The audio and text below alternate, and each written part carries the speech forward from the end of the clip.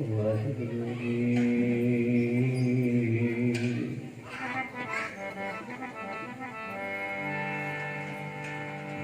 ਸਤਿਨਾਮ ਸ੍ਰੀ ਵਾਹਿਗੁਰੂ ਸਾਹਿਬ ਜੀ।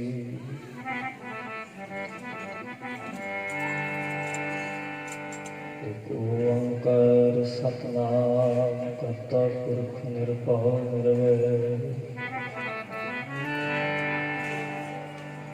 ਅਕਾਲ ਮੂਰਤ ਅਜੂਨੀ ਸੈਭੰ ਗੁਰ ਪ੍ਰਸਾਦਿ ਜਪੁ।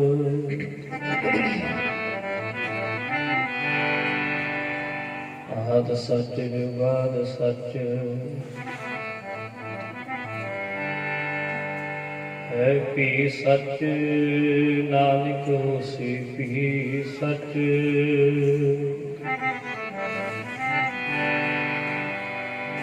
ਚਤੁਰਦਸ਼ਾ ਕੀਨੋ ਬਲ ਆਪਣਾ ਸ੍ਰੀ ਉਪਰ ਕਰ ਧਾਰਿਓ।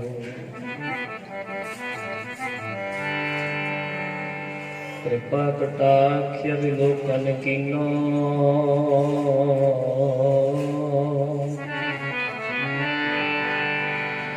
ਦਾਸ ਕਾ ਦੁਖ ਬਿਦਾਰਿਓ। ਹਰ ਜਨ ਰਾਖੇ ਗੁਰ ਗੋਬਿੰਦ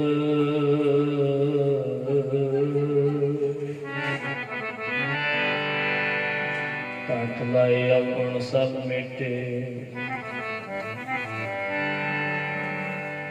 ਦਇਆਲ ਪੁਰਖ ਬਖਸ਼ੰਦ ਜੋ ਮੰਗੇ ਠਾਕੁਰ ਆਪਣੇ ਤੇ।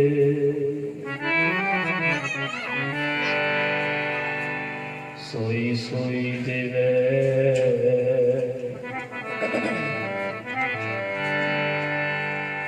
ਨਾਨਕ ਦਾਸ ਮੁਖ ਤੇ ਜੋ ਬੋਲੇ।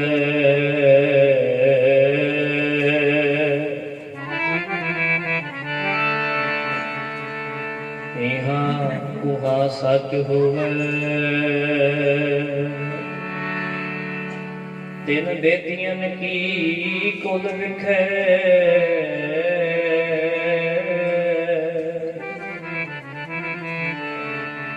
ਭਗਤੇ ਨਾਨਕ ਰਾਏ। ਸਭ ਸਿੱਖਨ ਕੋ ਸੁਖ ਦਏ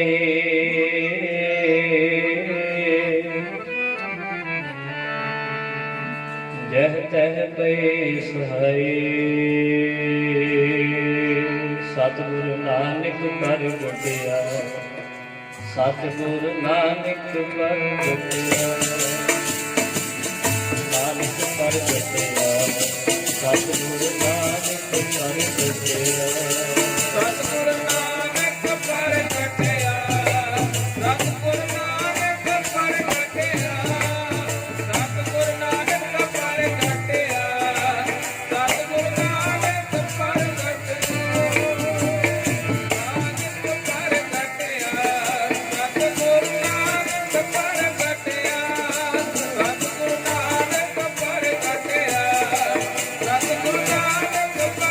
ਪ੍ਰਗਟਿਆ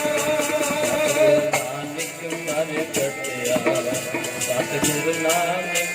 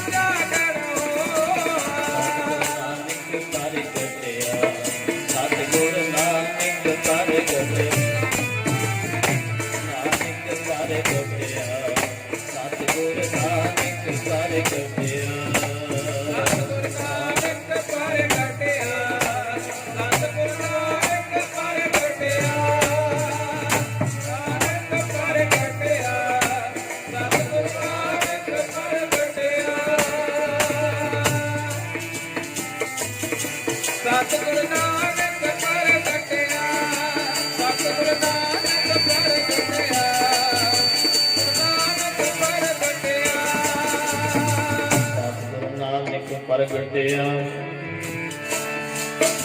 ਸਤਿਗੁਰ ਨਾਨਕ ਪ੍ਰਗਟਿਆ ਮਿਟੀ ਤੋਂ ਜਗ ਚਾਨਣ ਹੁਆ ਜਿਉ ਕਰ ਸੂਰਜ ਨਿਕਲਿਆ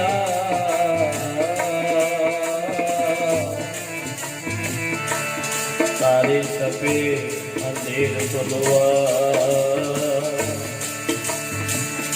ਸੁਣੀ ਅਰਦਾਸ ਸੁਆਮੀ ਮੇਰੇ ਸਰਬ ਕਲਾ ਵੰਡਿਆਈ ਪ੍ਰਗਟ ਕਈ ਸਗਲੇ ਜੁਗੇ ਅੰਤਰ ਗੁਰੂ ਨਾਨਕ ਕੀ ਵਡਿਆਈ ਪ੍ਰਗਟ ਕਈ ਸਗਲੇ ਜੁਗੇ ਅੰਤਰ ਗੁਰੂ ਨਾਨਕ ਕੀ ਵਡਿਆਈ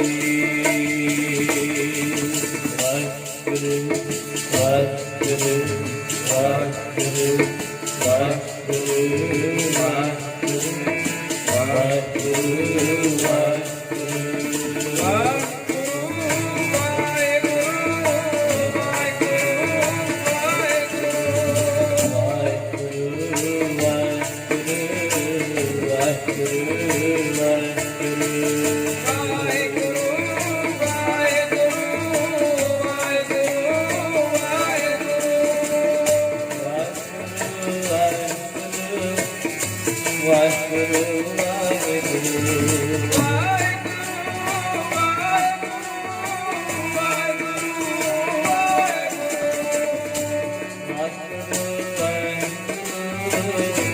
ਵਾਹਿਗੁਰੂ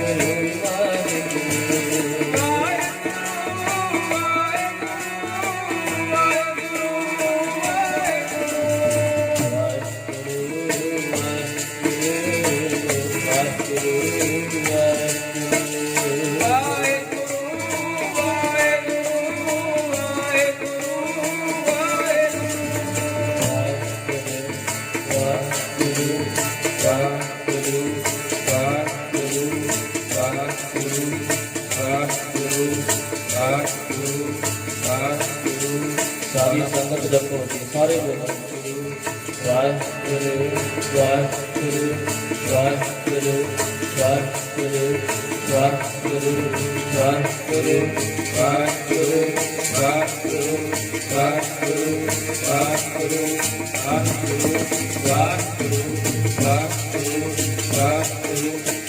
ਵਾਹਿਗੁਰੂ ਵਾਹਿਗੁਰੂ ਵਾਹਿਗੁਰੂ ਵਾਹਿਗੁਰੂ ਵਾਹਿਗੁਰੂ ਵਾਹਿਗੁਰੂ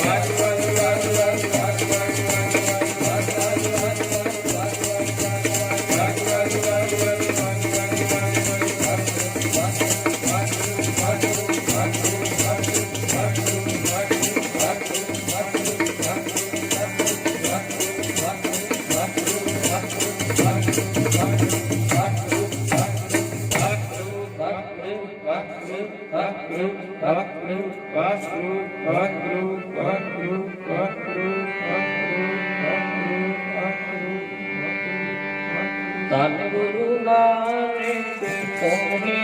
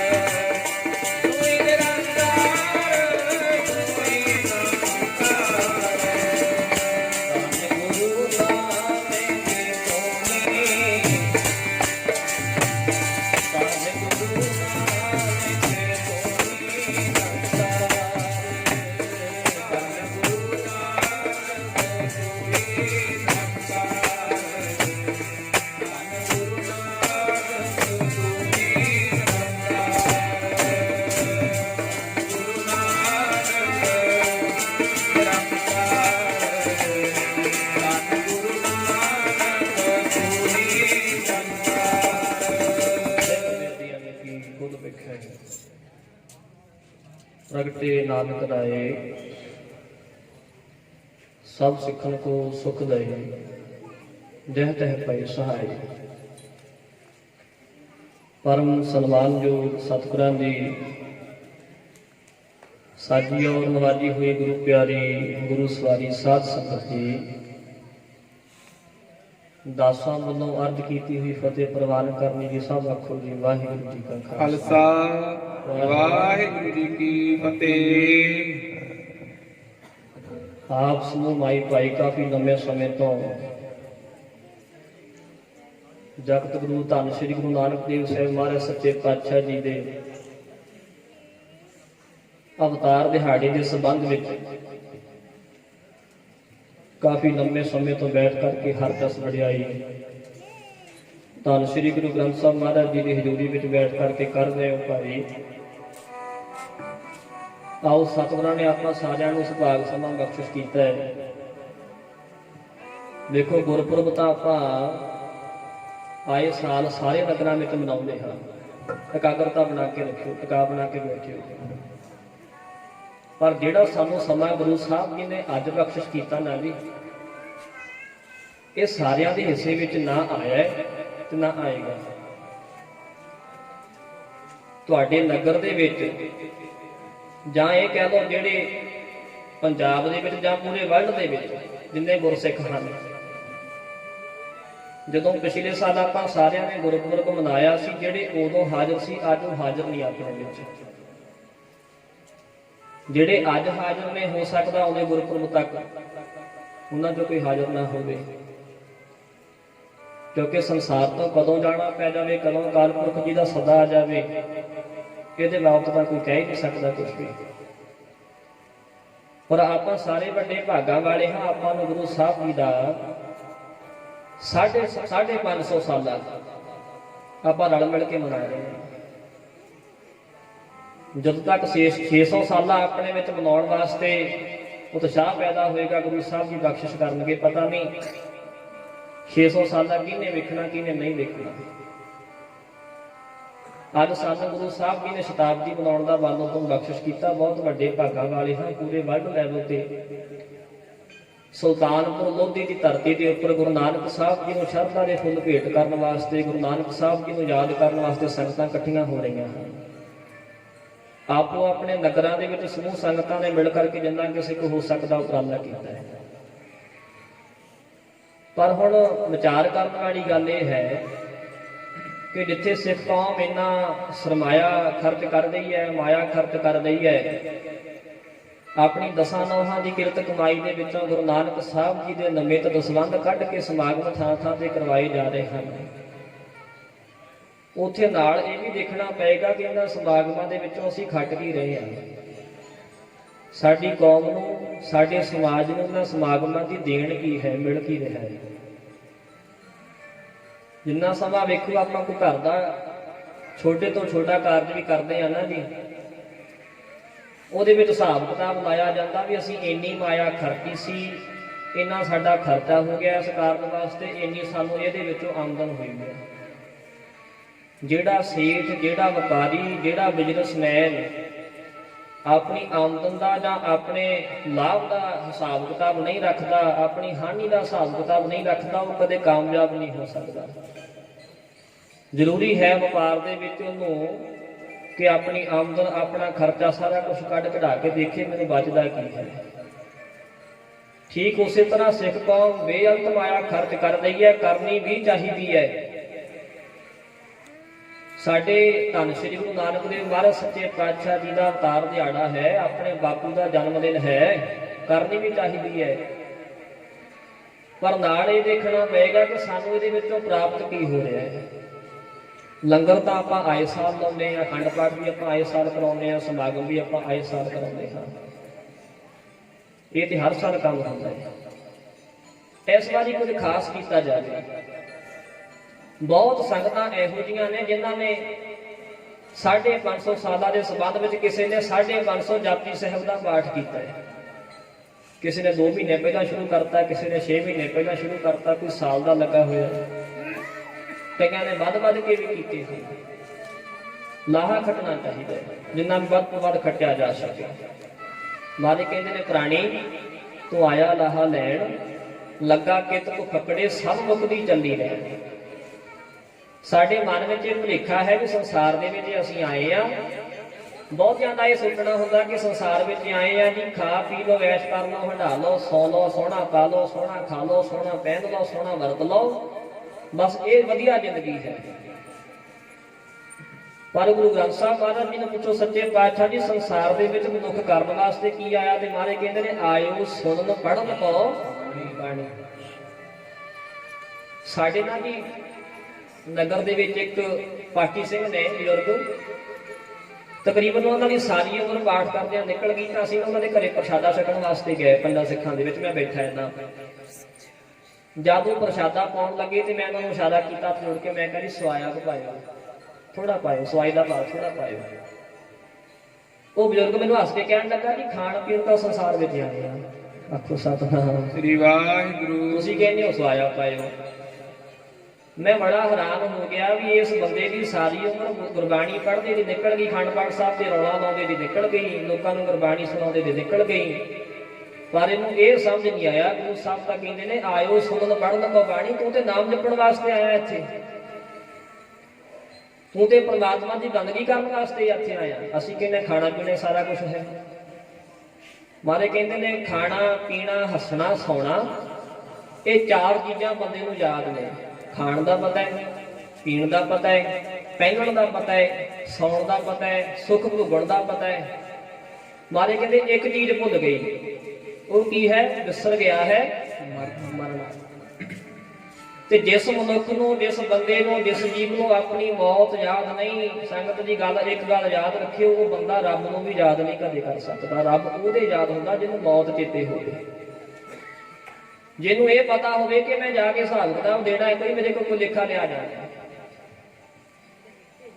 ਤੇ ਗੁਰਬਾਣੀ ਵਿੱਚੋਂ ਆਪਾਂ ਪੜ੍ਹਦੇ ਮਾਰੇ ਕਹਿੰਦੇ ਹੁਣ ਤੂੰ ਬਾਣੀ ਪੜ੍ਹਨ ਸੁਣਨ ਵਾਸਤੇ ਸੰਸਾਰ ਵਿੱਚ ਆਇਆ ਹੈ ਤੇ ਇਸ ਬਾਣੀ ਪੜ੍ਹਨ ਦਾ ਫਾਇਦਾ ਕੀ ਹੈ, ਲਾਭ ਕੀ ਹੈ। ਆਪਾਂ ਸਾਰੇ ਗੁਰੂ ਘਰੇ ਆਉਂਦੇ ਆ ਨਾ ਵੀ ਸਵੇਰੇ ਸ਼ਾਮ ਮੱਥਾ ਟੇਕਦੇ ਆ, ਬਾਣੀ ਪੜ੍ਹਦੇ ਆ ਤੇ ਸਾਰਿਆਂ ਦਾ ਆਪਣਾ ਮਨੋਰਥ ਇਹ ਹੁੰਦਾ ਹੈ ਵੀ ਮੇਰੇ ਦੁੱਖ ਕੱਟੇ ਜਾਣ, ਮੈਨੂੰ ਕੋਈ ਕਲੇਸ਼ ਨਾ ਵਿਆਪੇ, ਮੇਰਾ ਪਰਿਵਾਰ ਸੁਖੀ ਰਹੇ, ਮੇਰੇ ਬਾਲ ਬੱਚੇ ਸੁਖੀ ਰਹਿਣ। ਇਹੀ ਆਪਣੇ ਸਾਰਿਆਂ ਦੀ ਇੱਛਾ ਹੁੰਦੀ ਆ ਨਾ ਜੀ। ਤੇ ਇਹਨਾਂ ਸੁੱਖਾਂ ਦੀ ਖਾਤਰ ਬੰਦਾ ਥਾਂ ਥਾਂ ਤੇ ਨੱਕ ਵੀ ਰਗੜਦਾ ਹੈ, ਮੱਥੇ ਵੀ ਟੇਕਦਾ ਹੈ, ਥਾਂ ਥਾਂ ਤੇ ਪੁੱਛਾਂ ਵੀ ਪਵਾਉਂਦਾ, ਸਿਆਣਿਆਂ ਕੋਲ ਵੀ ਜਾਂਦਾ ਹੈ, ਕਬਰਾਂ ਤੇ ਵੀ ਜਾ ਜਾ ਕੇ ਮੱਥੇ ਟੇਕਦੇ ਨੇ। ਜਿੱਥੇ ਕੋਈ ਸਾਨੂੰ ਦੱਸਦਾ ਹੈ ਕਿ ਸੁੱਖ ਇੱਥੋਂ ਮਿਲੇਗਾ, ਉੱਥੇ ਜਾ ਕੇ ਆਪਾਂ ਜੋ ਕੁਝ ਕਿਹਾ ਜਾਂਦਾ ਉਹ ਕਰਦੇ ਹਾਂ। ਪਰ ਗੁਰੂ ਨਾਨਕ ਦੇ ਘਰ ਵਿੱਚ ਮਹਾਰਾਜ ਨੇ ਇੱਕ ਉਪਦੇਸ਼ ਬਖਸ਼ਿਸ਼ ਕੀਤਾ। ਮਹਾਰਾਜ ਕਹਿੰਦੇ ਜੇ ਸੁੱਖ ਚਾਹੁੰਦਾ ਨਾ ਤੂੰ ਸੁਖੀ ਹੋ ਜਾਵਾਂ ਤਾਂ ਗੁਰਬਾਣੀ ਵਿੱਚ ਮਹਾਰਾਜ ਕਹਿੰਦੇ ਨੇ ਜੋ ਸੁਖ ਕੋ ਚਾਹੇ ਸਦਾ ਸ਼ਰਨ ਰਾਮ ਕੀ ਲੈ। ਜੇ ਸਦਾ ਵਾਸਤੇ ਮਹਾਰਾਜ ਕਹਿੰਦੇ ਸੁਖ ਚਾਹੁੰਦਾ ਨਾ ਤੂੰ ਵੀ ਜ਼ਿੰਦਗੀ ਵਿੱਚ ਮੇਰੇ ਹਮੇਸ਼ਾ ਵਾਸਤੇ ਖੁਸ਼ੀ ਆ ਜਾਵੇ, ਸ਼ਾਂਤੀ ਆ ਜਾਵੇ, ਤਾਂ ਇੱਕ ਕੰਮ ਕਰਨਾ ਪਏਗਾ। ਲੋ ਸਾਰੀ ਸੰਗਤ ਬੋਲਿਓ, ਪਹਿਲਾਂ ਦਾਸ ਬੋਲੇਗਾ, ਫਿਰ ਸਾਰੇ ਭਾਈ ਜਥੇ ਵਾਲੇ ਸਿੰਘ ਬੋਲਿਓ, ਤੇ ਤੀਸਰੇ ਹਿੱਸੇ ਵਿੱਚ ਸਾਰੀਆਂ ਬੀਬੀਆਂ ਵੀ ਗੱਲ ਵੱਧ ਕੇ ਧਾਰਨਾ ਵਿੱਚ ਬੋਲਿਓ। ਭਾਈ ਸੁੱਖ ਕਿਵੇਂ ਪ੍ਰਾਪਤ ਹੁੰਦਾ ਹੈ? ਉਹ ਸ਼ਰਨ ਗੁਰਾਂ ਦੀ ਆ ਜਾ ਦੇ ਸੁਖ ਸਦਾ ਵਾਸਤੇ ਚਾਹੁੰਦਾ ਹੈ। ਸ਼ਰਨ ਗੁਰਾਂ ਦੀ ਆ ਜਾ ਦੇ ਸੁਖ ਸਦਾ ਵਾਸਤੇ ਚਾਹੁੰਦਾ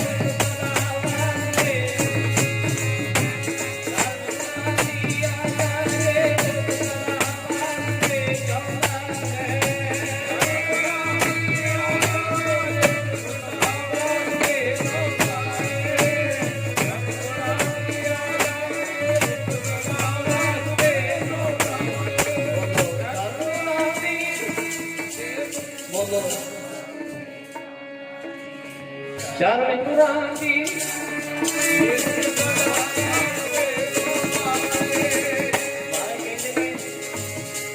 ਦੁੱਖ ਰੋਗ ਸੰਤਾਪ ਉਤਰੇ, ਸੁਣੀ ਸੱਚੀ ਬਾਣੀ।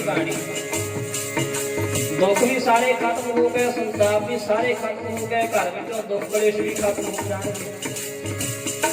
ਪਰ ਹੋਇਆ ਕਰਨ ਨਾਲ, ਕਿਸ ਕੰਮ ਕਰਨ ਨਾਲ ਸਾਰਾ ਕੁਝ ਹੋਇਆ ਜੀ? ਸਤਿਗੁਰੂ ਦੇ ਉਪਦੇਸ਼ ਨੂੰ ਆਪਣੀ ਜ਼ਿੰਦਗੀ ਵਿੱਚ ਲਾਗੂ ਕਰਨ ਨਾਲ ਹੋਇਆ। ਜੋ ਸਾਨੂੰ ਰੱਬ ਦੇ ਪਿਆਰੇ ਸਮਝਾਉਂਦੇ ਨੇ, ਜੋ ਗੁਰੂ ਗ੍ਰੰਥ ਸਾਹਿਬ ਮਹਾਰਾਜ ਜੀ ਸਾਨੂੰ ਸਮਝਾਉਂਦੇ ਨੇ, ਉਸ ਉਪਦੇਸ਼ ਨੂੰ ਆਪਣੀ ਜ਼ਿੰਦਗੀ ਵਿੱਚ ਲਾਗੂ ਕਰਨ ਨਾਲ ਸਾਰਾ ਕੁਝ ਹੋਇਆ। ਇਸੇ ਕਰਕੇ ਮਹਾਰਾਜ ਕਹਿੰਦੇ ਨੇ ਗੁਰੂ ਗੁਰੂ ਸੰਤਾਪ ਉਪਰੇ ਸੁਣੀ ਸੱਚੀ ਬਾਣੀ, ਸੰਤ ਸਾਜਨ ਭੈ ਸਰਸੇ ਪੂਰੇ ਗੁਰ ਤੇ ਜਾਣੇ। ਮਹਾਂਪੁਰਸ਼ਾਂ ਧਾਰਨਾ ਪੜ੍ਹਦੇ ਹੁੰਦੇ ਸੀ, ਸਾਰੀ ਸੰਗਤ ਕਰ ਕੇ ਬੋਲੇ ਸੁਣ ਕੇ ਦੇਖ ਲੈ ਗੁਰਾਂ ਦੀ ਬਾਣੀ, ਦੁੱਖਾਂ ਵਾਲਾ ਨਾਸ ਹੋ ਜੂਗਾ। ਸੁਣ ਕੇ ਦੇਖ ਲੈ ਗੁਰਾਂ ਦੀ ਬਾਣੀ, ਦੁੱਖਾਂ ਵਾਲਾ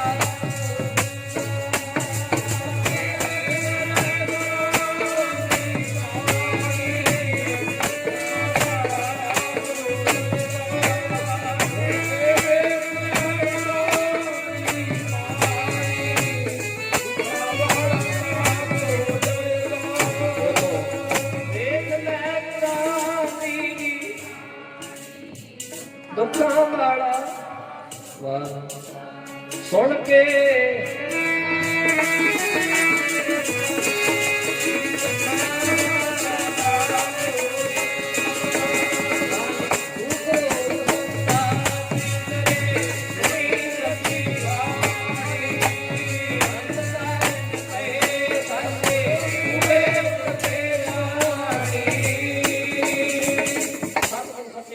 ਮਹਾਰਾਜ ਸੁਖ ਨਾਹੀ ਰੇ ਹਰ ਭਗਤ ਬਿਨਾ। ਰੱਬ ਦੀ ਬੰਦਗੀ ਤੋਂ ਬਿਨਾ ਸੁਖ ਨਹੀਂ ਹੈ ਕਿਤੇ। ਆਓ ਆਪ ਜੀ ਸਾਰੇ ਧੰਨ ਸ੍ਰੀ ਗੁਰੂ ਨਾਨਕ ਸਾਹਿਬ ਮਹਾਰਾਜ ਸੱਚੇ ਪਾਤਸ਼ਾਹ ਜੀ ਦੀ ਯਾਦ ਦੇ ਵਿੱਚ ਜੁੜ ਕਰਕੇ ਬੈਠੇ ਹੋ ਭਾਈ। ਸਾਰੇ ਗੌਰ ਨਾਲ ਬੇਨਤੀ ਵੱਲ ਧਿਆਨ ਦਿਓ। ਇੱਕ ਆਪਾਂ ਅੱਜ ਕਿਸੇ ਨੂੰ ਪੁੱਛੀਏ ਨਾ, ਆਪਾਂ ਨੂੰ ਕੋਈ ਪੁੱਛੇ ਵੀ ਸਿੱਖਾਂ ਦਾ ਜਾਂ ਇਹ ਕਹਿ ਲਓ ਮਨੁੱਖਤਾ ਦਾ ਗੁਰੂ ਕੌਣ ਹੈ, ਕਦੇ ਸਿੱਖਾਂ ਦਾ ਨਹੀਂ ਕਹਿ ਸਕਦੇ।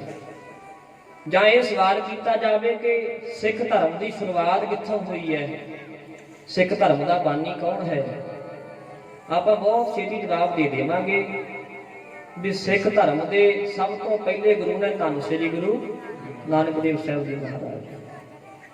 ਸਿੱਖਾਂ ਦਾ ਗੁਰੂ ਕੌਣ ਹੈ ਜੀ? ਧੰਨ ਸ੍ਰੀ ਗੁਰੂ ਨਾਨਕ ਦੇਵ ਸਾਹਿਬ ਜੀ ਮਹਾਰਾਜ। ਹੁਣ ਕੋਈ ਆਪਾਂ ਨੂੰ ਇਹ ਪੁੱਛ ਲਵੇ ਕਿ ਗੁਰੂ ਨਾਨਕ ਦਾ ਗੁਰੂ ਕੌਣ ਹੈ, ਇਹ ਤੇ ਆਪਾਂ ਨੂੰ ਪਤਾ ਕਿ ਸਾਡਾ ਗੁਰੂ ਨਾਨਕ ਹੈ। ਕੋਈ ਆਪਾਂ ਨੂੰ ਇਹ ਸਵਾਲ ਕਰੇ ਕਿ ਗੁਰੂ ਨਾਨਕ ਦਾ ਗੁਰੂ ਕੌਣ ਹੈ, ਤੇ ਮਾਫ ਕਰਿਓ ਇਸ ਗੱਲ ਦਾ ਜਵਾਬ 80% ਸਿੱਖਾਂ ਦੇ ਕੋਲ ਨਹੀਂ ਹੈ। ਵਜ੍ਹਾ ਕੀ ਹੈ? ਵਜ੍ਹਾ ਇਹ ਹੈ ਵੀ ਅਸੀਂ ਅਖੰਡ ਪਾਠ ਤਾਂ ਕਰਾਏ, ਕੀਰਤਨ ਦਰਬਾਰ ਤਾਂ ਕਰਾਏ, ਲੜੀਆਂ ਤਾਂ ਚਲਾਈਆਂ, ਪਾਠ ਵੀ ਬਹੁਤ ਕੀਤੇ, ਪਰ ਗੁਰਬਾਣੀ ਨੂੰ ਸਮਝਿਆ ਨਹੀਂ। ਰੱਟਾ ਲਾਇਆ ਹੈ, ਰੱਟਾ ਲਾਉਣਾ ਵੀ ਜ਼ਰੂਰੀ ਹੈ, ਇਹਦੇ ਬਿਨਾਂ ਵੀ ਗੱਡੀ ਨਹੀਂ ਚੱਲਦੀ ਹੈ। ਰੱਟਾ ਵੀ ਜ਼ਰੂਰੀ ਹੈ ਪਰ ਸਮਝਿਆ ਨਹੀਂ। ਤੇ ਗੁਰੂ ਨਾਨਕ ਸਾਹਿਬ ਜੀ ਨੇ ਗੁਰਬਾਣੀ ਦੇ ਵਿੱਚ ਹੀ ਇਸ ਗੱਲ ਦਾ ਜਵਾਬ ਦਿੱਤਾ ਹੈ। ਪੜ੍ਹਦੇ ਆਪਾਂ ਰੋਜ਼ ਆ, ਸੁਣਦੇ ਰੋਜ਼ ਆ, ਪਰ ਧਿਆਨ ਨਾ ਦੇਣ ਕਰਕੇ ਸਾਨੂੰ ਪਤਾ ਨਹੀਂ ਹੈ। ਜੇ ਮਹਾਰਾਜ ਆਪਣੀ ਬਾਣੀ 'ਚ ਕਹਿੰਦੇ ਨੇ, ਜੇ 100 ਚੰਦਾ ਉਗਵਹਿ ਸੂਰਜ ਚੜ੍ਹੇ ਹਜ਼ਾਰ, ਏਕੇ ਚਾਨਣ ਹੁੰਦਿਆਂ ਗੁਰਬਿਨ ਵੀ ਗੁਰੂ ਤੋਂ ਬਿਨਾਂ ਭਾਈ ਸੰਸਾਰ ਵਿੱਚ ਹਨੇਰਾ ਹੀ ਹਨੇਰਾ ਹੈ। ਤਾਂ ਫਿਰ ਉਸ ਗੁਰੂ ਦਾ ਗੁਰੂ ਕੌਣ ਹੈ?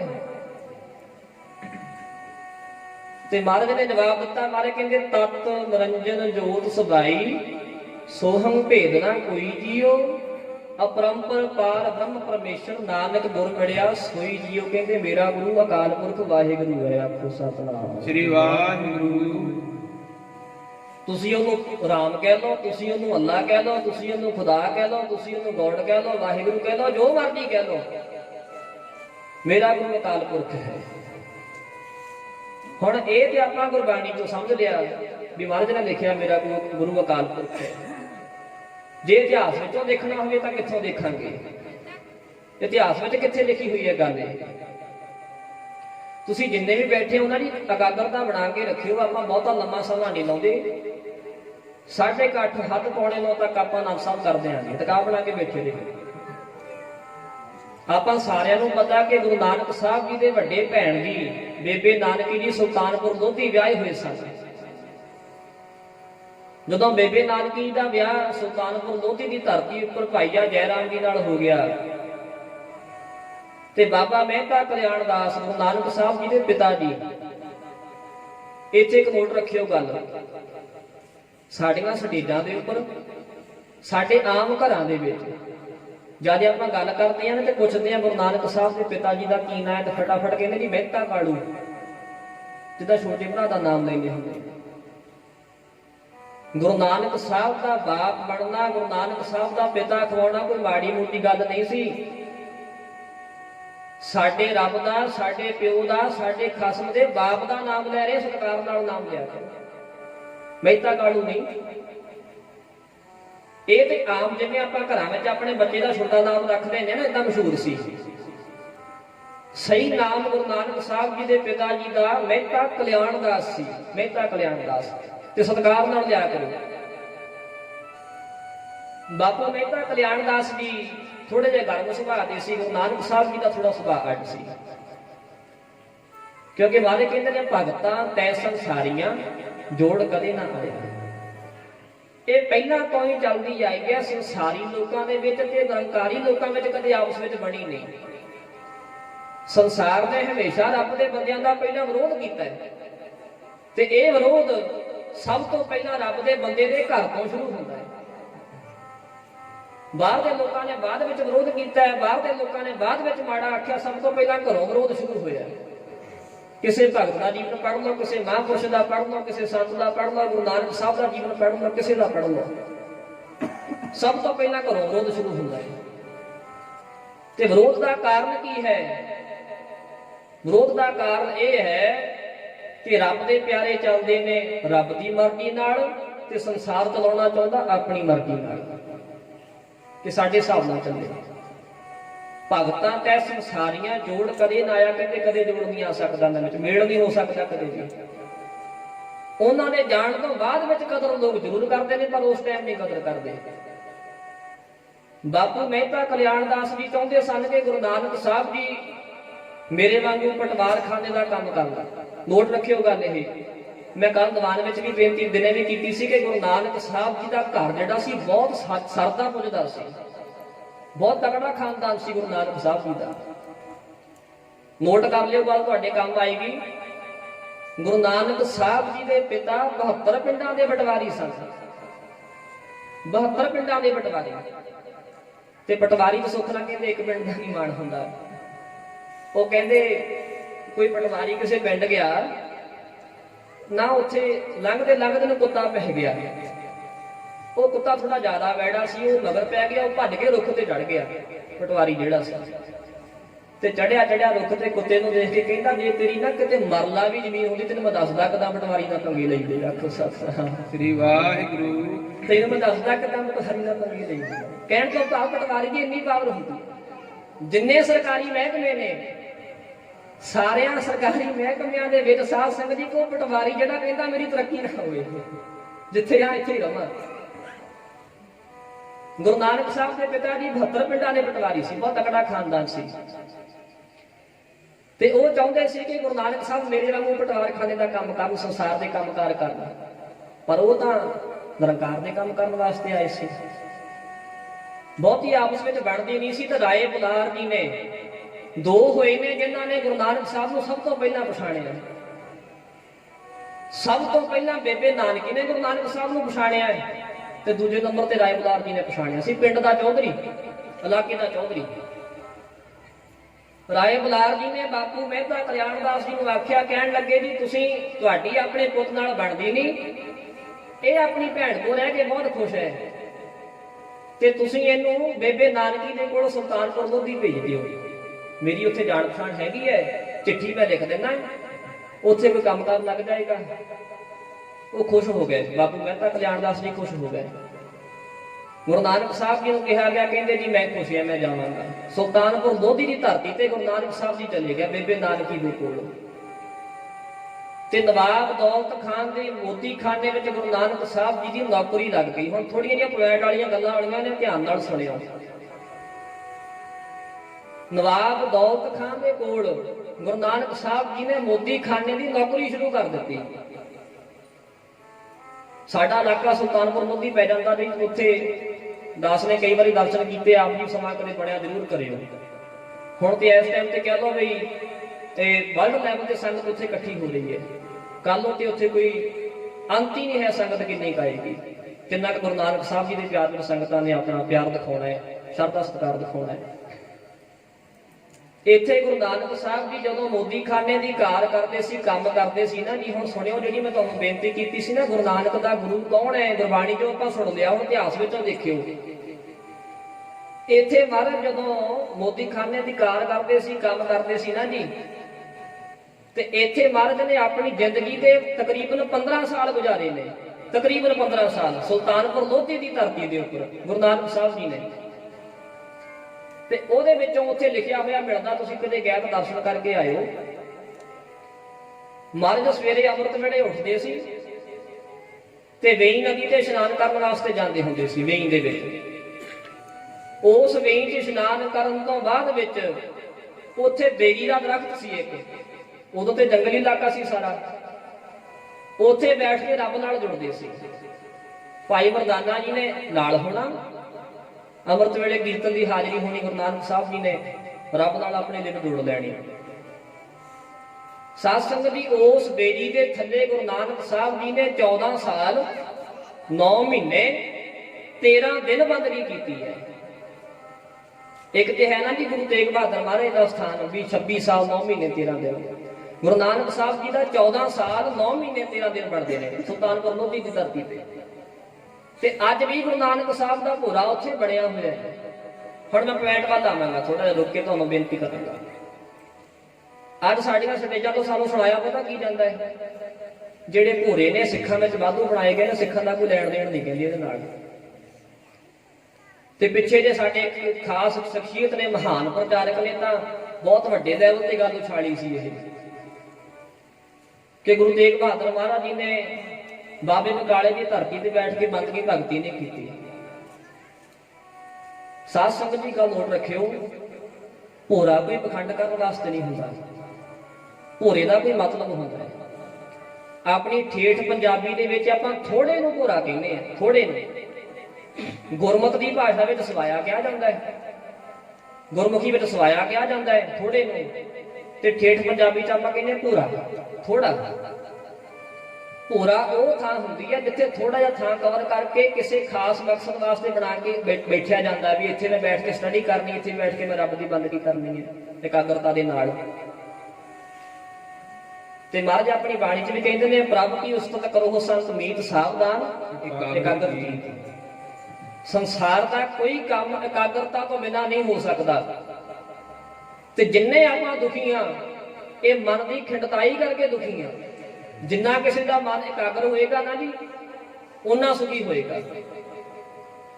ਤਾਂ ਹੀ ਆਪਾਂ ਨੂੰ ਸਟੇਜਾਂ ਦੇ ਉੱਪਰ ਆਪਣੇ ਜਿਹੜੇ ਕਥਾਵਾਚਕ ਹੁੰਦੇ, ਰਾਗੀ ਸਿੰਘ ਹੁੰਦੇ, ਉਹ ਕਹਿੰਦੇ ਹੁੰਦੇ ਜੀ ਆਪਣਾ ਮਨ ਇਕਾਗਰ ਕਰਕੇ ਬੈਠੋ, ਜਾਂ ਜਦੋਂ ਤੁਸੀਂ ਪਾਠ ਕਰਦੇ ਹੋ ਮਨ ਇਕਾਗਰ ਕਰਿਆ ਕਰੋ, ਕਥਾ ਟਿਕਾਇਆ ਕਰੋ।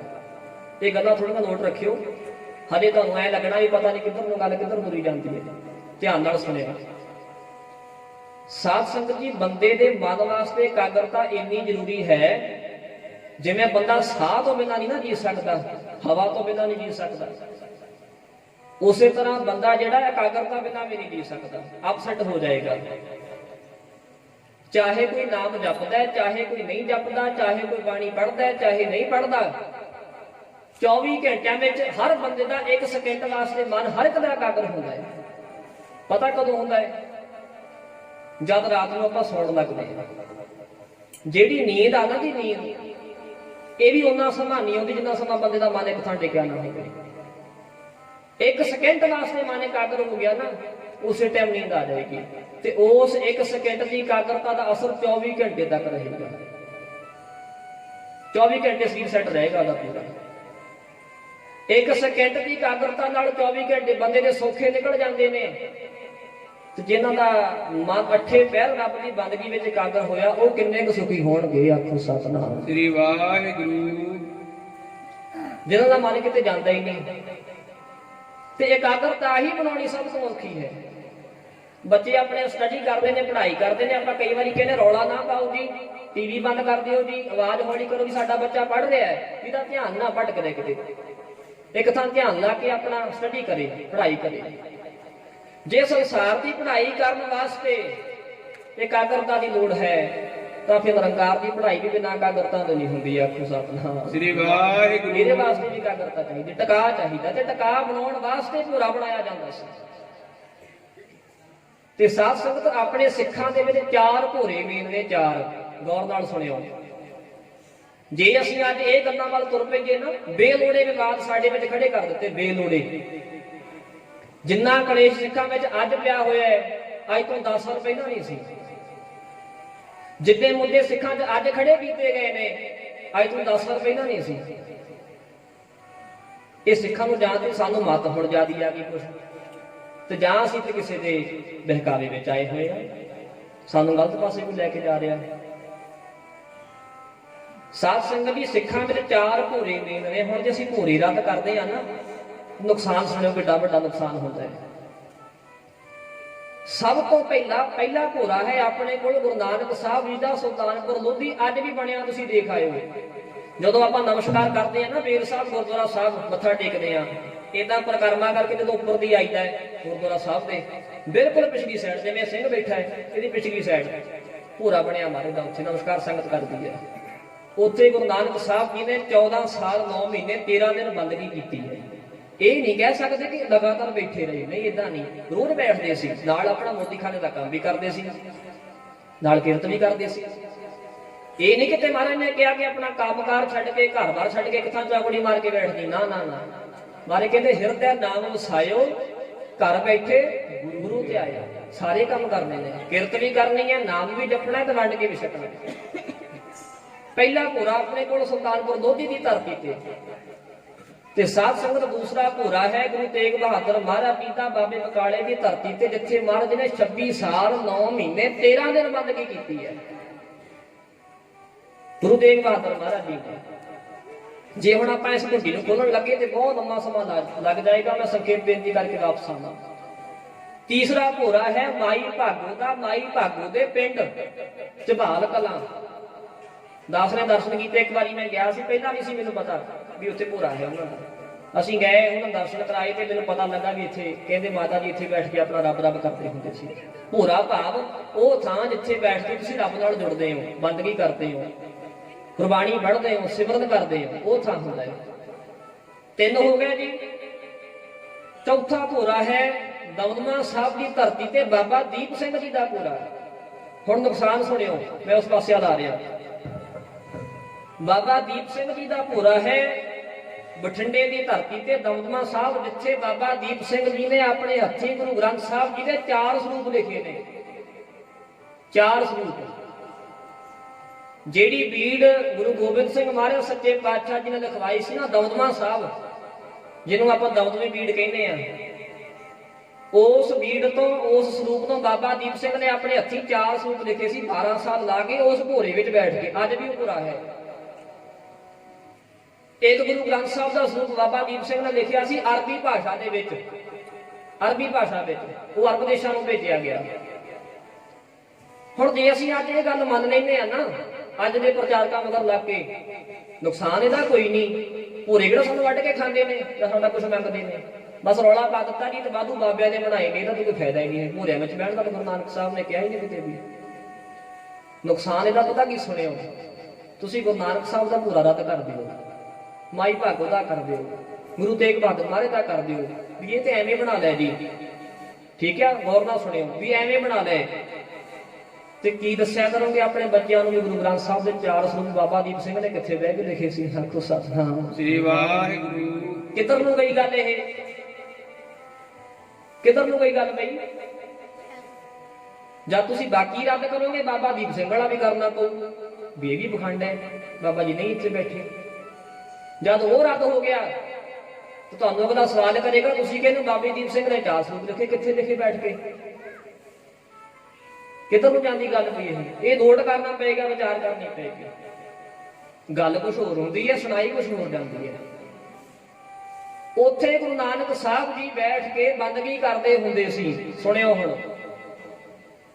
ਇੱਕ ਦਿਨ ਸਾਡੇ ਲਾਗੇ ਨਗਰ ਹੈ ਜੀ ਮਲਸੀਆਂ, ਉਥੋਂ ਦਾ ਭਾਈ ਭਗੀਰਥ ਹੋਇਆ, ਇੱਕ ਗੁਰੂ ਨਾਨਕ ਸਾਹਿਬ ਜੀ ਦਾ ਸਿੱਖ ਹੋਇਆ। ਕਈ ਇਤਿਹਾਸਕਾਰਾਂ ਨੇ ਇਹ ਗੱਲ ਲਿਖੀ ਹੈ ਵੀ ਭਾਈ ਭਗੀਰਥ ਮਲਸੀਆਂ ਤੋਂ ਰੋਜ਼ ਚੱਲ ਕੇ ਸਵੇਰ ਨੂੰ ਸੁਲਤਾਨਪੁਰ ਲੋਧੀ ਜਾਂਦਾ ਹੁੰਦਾ ਸੀ, ਤੁਰ ਕੇ। ਕਈਆਂ ਨੇ ਇਹ ਗੱਲ ਲਿਖੀ ਹੈ। ਕਈਆਂ ਨੇ ਇਹ ਲਿਖਿਆ ਵੀ ਗੁਰੂ ਨਾਨਕ ਸਾਹਿਬ ਜੀ ਦੇ ਨਾਲ ਭਾਈ ਮਰਦਾਨਾ ਜੀ ਹਰ ਰੋਜ਼ ਸਵੇਰੇ ਅੰਮ੍ਰਿਤ ਵੇਲੇ ਉਸ ਲਈ ਤੇ ਜਾਂਦੇ ਹੁੰਦੇ ਸੀ। ਚਲੋ ਆਪੋ ਆਪਣੇ ਸਾਰੇ ਦੀ ਮਤ ਹੈ, ਕਿਸੇ ਨੇ ਕੁਝ ਲਿਖਿਆ, ਕਿਸੇ ਨੇ ਕੁਝ ਲਿਖਿਆ। ਗੁਰੂ ਨਾਨਕ ਸਾਹਿਬ ਜੀ ਉਸ ਵੇਈ ਨਦੀ ਵਿੱਚ ਇਸ਼ਨਾਨ ਕਰਨ ਕਹਿੰਦੇ ਇੱਕ ਦਿਨ ਗਏ, ਬਸਤਰ ਆਪਣੇ ਨੌਕਰ ਨੂੰ ਫੜਾ ਗਏ, ਆਪਣੇ ਸੇਵਾਦਾਰ ਨੂੰ ਫੜਾ ਗਏ, ਵੇਈ ਦੇ ਵਿੱਚ ਇਸ਼ਨਾਨ ਕਰਨ ਗਏ। 10 ਮਿੰਟ ਵੇਟ ਕੀਤੀ, 15 ਮਿੰਟ ਕੀਤੀ, ਅੱਧਾ ਘੰਟਾ ਕੀਤੀ, ਗੁਰੂ ਨਾਨਕ ਸਾਹਿਬ ਜੀ ਬਾਹਰ ਨਹੀਂ ਆਏ ਵੇਈ ਨਦੀ ਦੇ ਵਿੱਚੋਂ। ਜਦ ਦੇਖਿਆ ਬਾਹਰ ਸੇਵਾਦਾਰ ਨੇ ਕਿ ਗੁਰੂ ਨਾਨਕ ਸਾਹਿਬ ਜੀ ਤਾਂ ਵਿੱਚੋਂ ਵੇਈ ਤੋਂ ਨਿਕਲੇ ਹੀ ਨਹੀਂ, ਡਰ ਗਿਆ। ਤੇ ਇਸ ਗੱਲ ਦੀ ਗਵਾਹੀ ਭਾਈ ਗੁਰਦਾਸ ਜੀ ਭਰਦੇ ਨੇ। ਅੱਜ ਸਾਨੂੰ ਇਹ ਵੀ ਸੁਣਾਇਆ ਜਾਂਦਾ ਵੀ ਗੁਰੂ ਨਾਨਕ ਸਾਹਿਬ ਦੀ ਵੇਈ ਨਦੀ ਵਿੱਚ ਇਸ਼ਨਾਨ ਕਰਨ ਵਾਲੀ ਸਾਖੀ ਵੀ ਝੂਠ ਹੈ। ਕਿਸੇ ਨੇ ਸਵਾਲ ਕੀਤਾ, ਕਹਿੰਦੇ ਫਿਰ ਗੁਰੂ ਨਾਨਕ ਸਾਹਿਬ 3 ਦਿਨ ਕਿੱਥੇ ਲੋਕ ਰਹੇ ਸੀ? ਕਹਿੰਦੇ ਜੀ ਵੇਈ ਨਦੀ ਤੋਂ ਪਰਲੇ ਪਾਸੇ ਜਾ ਕੇ ਜੰਗਲ 'ਚ ਬੈਠ ਗਏ। ਉੱਥੇ ਬੈਠੇ ਕੀ ਕਰਦੇ ਸੀ? ਬੈਠੇ ਫਿਰ ਉੱਥੇ? ਇਸ ਗੱਲ ਦਾ ਕੋਈ ਜਵਾਬ ਨਹੀਂ।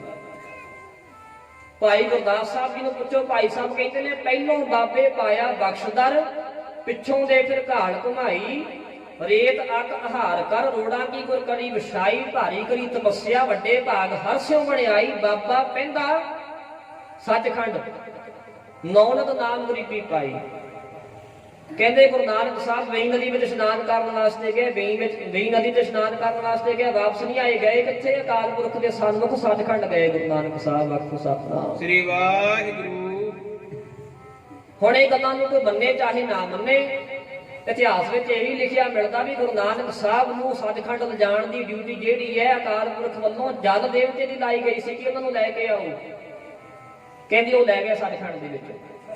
ਤੇ ਭਾਈ ਗੁਰਦਾਸ ਸਾਹਿਬ ਜੀ ਲਿਖਦੇ ਨੇ, ਸਬੂਤ ਆਪਣੇ ਕੋਲ ਇਹ ਹੈ ਵੀ ਬਾਬਾ ਪੈਂਦਾ ਸੱਚਖੰਡ। ਕਹਿੰਦੇ ਗੁਰੂ ਨਾਨਕ ਸਾਹਿਬ ਸੱਚਖੰਡ ਗਏ, ਅਕਾਲ ਪੁਰਖ ਦੇ ਸਾਹਮਣੇ, ਭਗਵਾਨ ਦੇ ਸਾਹਮਣੇ, ਰੱਬ ਦੇ ਸਾਹਮਣੇ ਕਹਿ ਲਓ, ਉੱਥੇ ਗਏ ਤੇ ਮਿਲਿਆ ਕਿ ਨੌ ਨਿਤ ਨਾਮ ਗਰੀਬੀ ਪਾਈ। ਹੁਣ ਇੱਥੇ ਥੋੜਾ ਨੋਟ ਕਰਿਓ,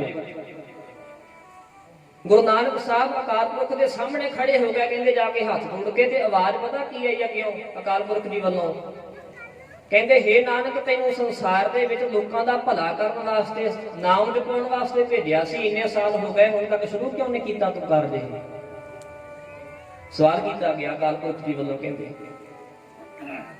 ਕਹਿੰਦੇ ਗੁਰੂ ਨਾਨਕ ਸਾਹਿਬ ਜੀ ਨੇ ਹੱਥ ਜੋੜ ਲਿਆ, ਕਹਿਣ ਲੱਗੇ ਹੇ ਵਾਹਿਗੁਰੂ ਜੀ, ਹੇ ਭਗਵਾਨ ਜੀ, ਸੰਸਾਰ ਦੀ ਇੱਕ ਮਰਿਆਦਾ ਹੈ।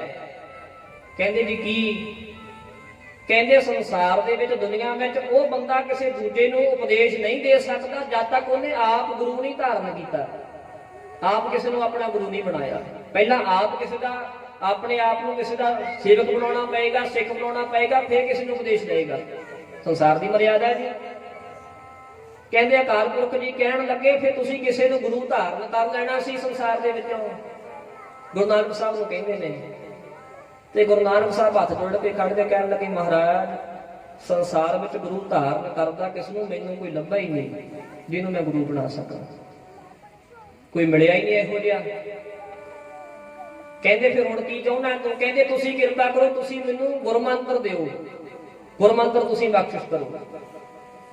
ਤੇ ਜਿਹੜਾ ਆਪਾਂ ਜਪਜੀ ਸਾਹਿਬ ਦੇ ਰੰਗ 'ਚ ਪੜ੍ਹਦੇ ਆ ਨਾ ਜੀ, ਇੱਕ ਓੰਕਾਰ ਸਤਨਾਮ ਕਰਤਾ ਪੁਰਖ ਬੋਲਿਆ ਕਰੋ, ਨਿਰਭਉ ਨਿਰਵੈਰ ਅਕਾਲ ਮੂਰਤ ਅਜੂਨੀ ਸੈਭੰ ਗੁਰ ਪ੍ਰਸਾਦ। ਇੱਥੇ ਰੁਕਿਓ, ਥੋੜਾ ਨੋਟ ਕਰਿਓ, ਰੁਕਿਓ।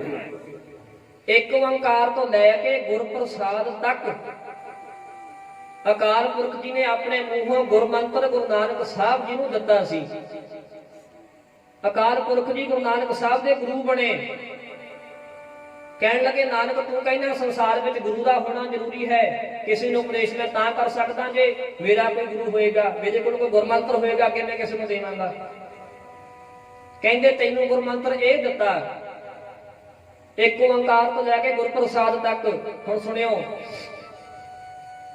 ਇਹ ਤੂੰ ਜਾਪ ਕਰਨਾ ਹੈ, ਤੂੰ ਇਸ ਮੰਤਰ ਦਾ ਅਭਿਆਸ ਕਰਨਾ ਹੈ। ਗੁਰੂ ਨਾਨਕ ਸਾਹਿਬ ਜੀ ਨੂੰ ਬਚਨ ਹੋਇਆ ਤੇ ਕਹਿਣ ਲੱਗੇ ਹੁਣ ਇਹਦੇ ਉੱਪਰ ਆਪਣੀ ਮੋਹਰ ਲਾਓ, ਇਸ ਮੰਤਰ ਤੇ ਆਪਣੀ ਮੋਹਰ ਲਾਓ।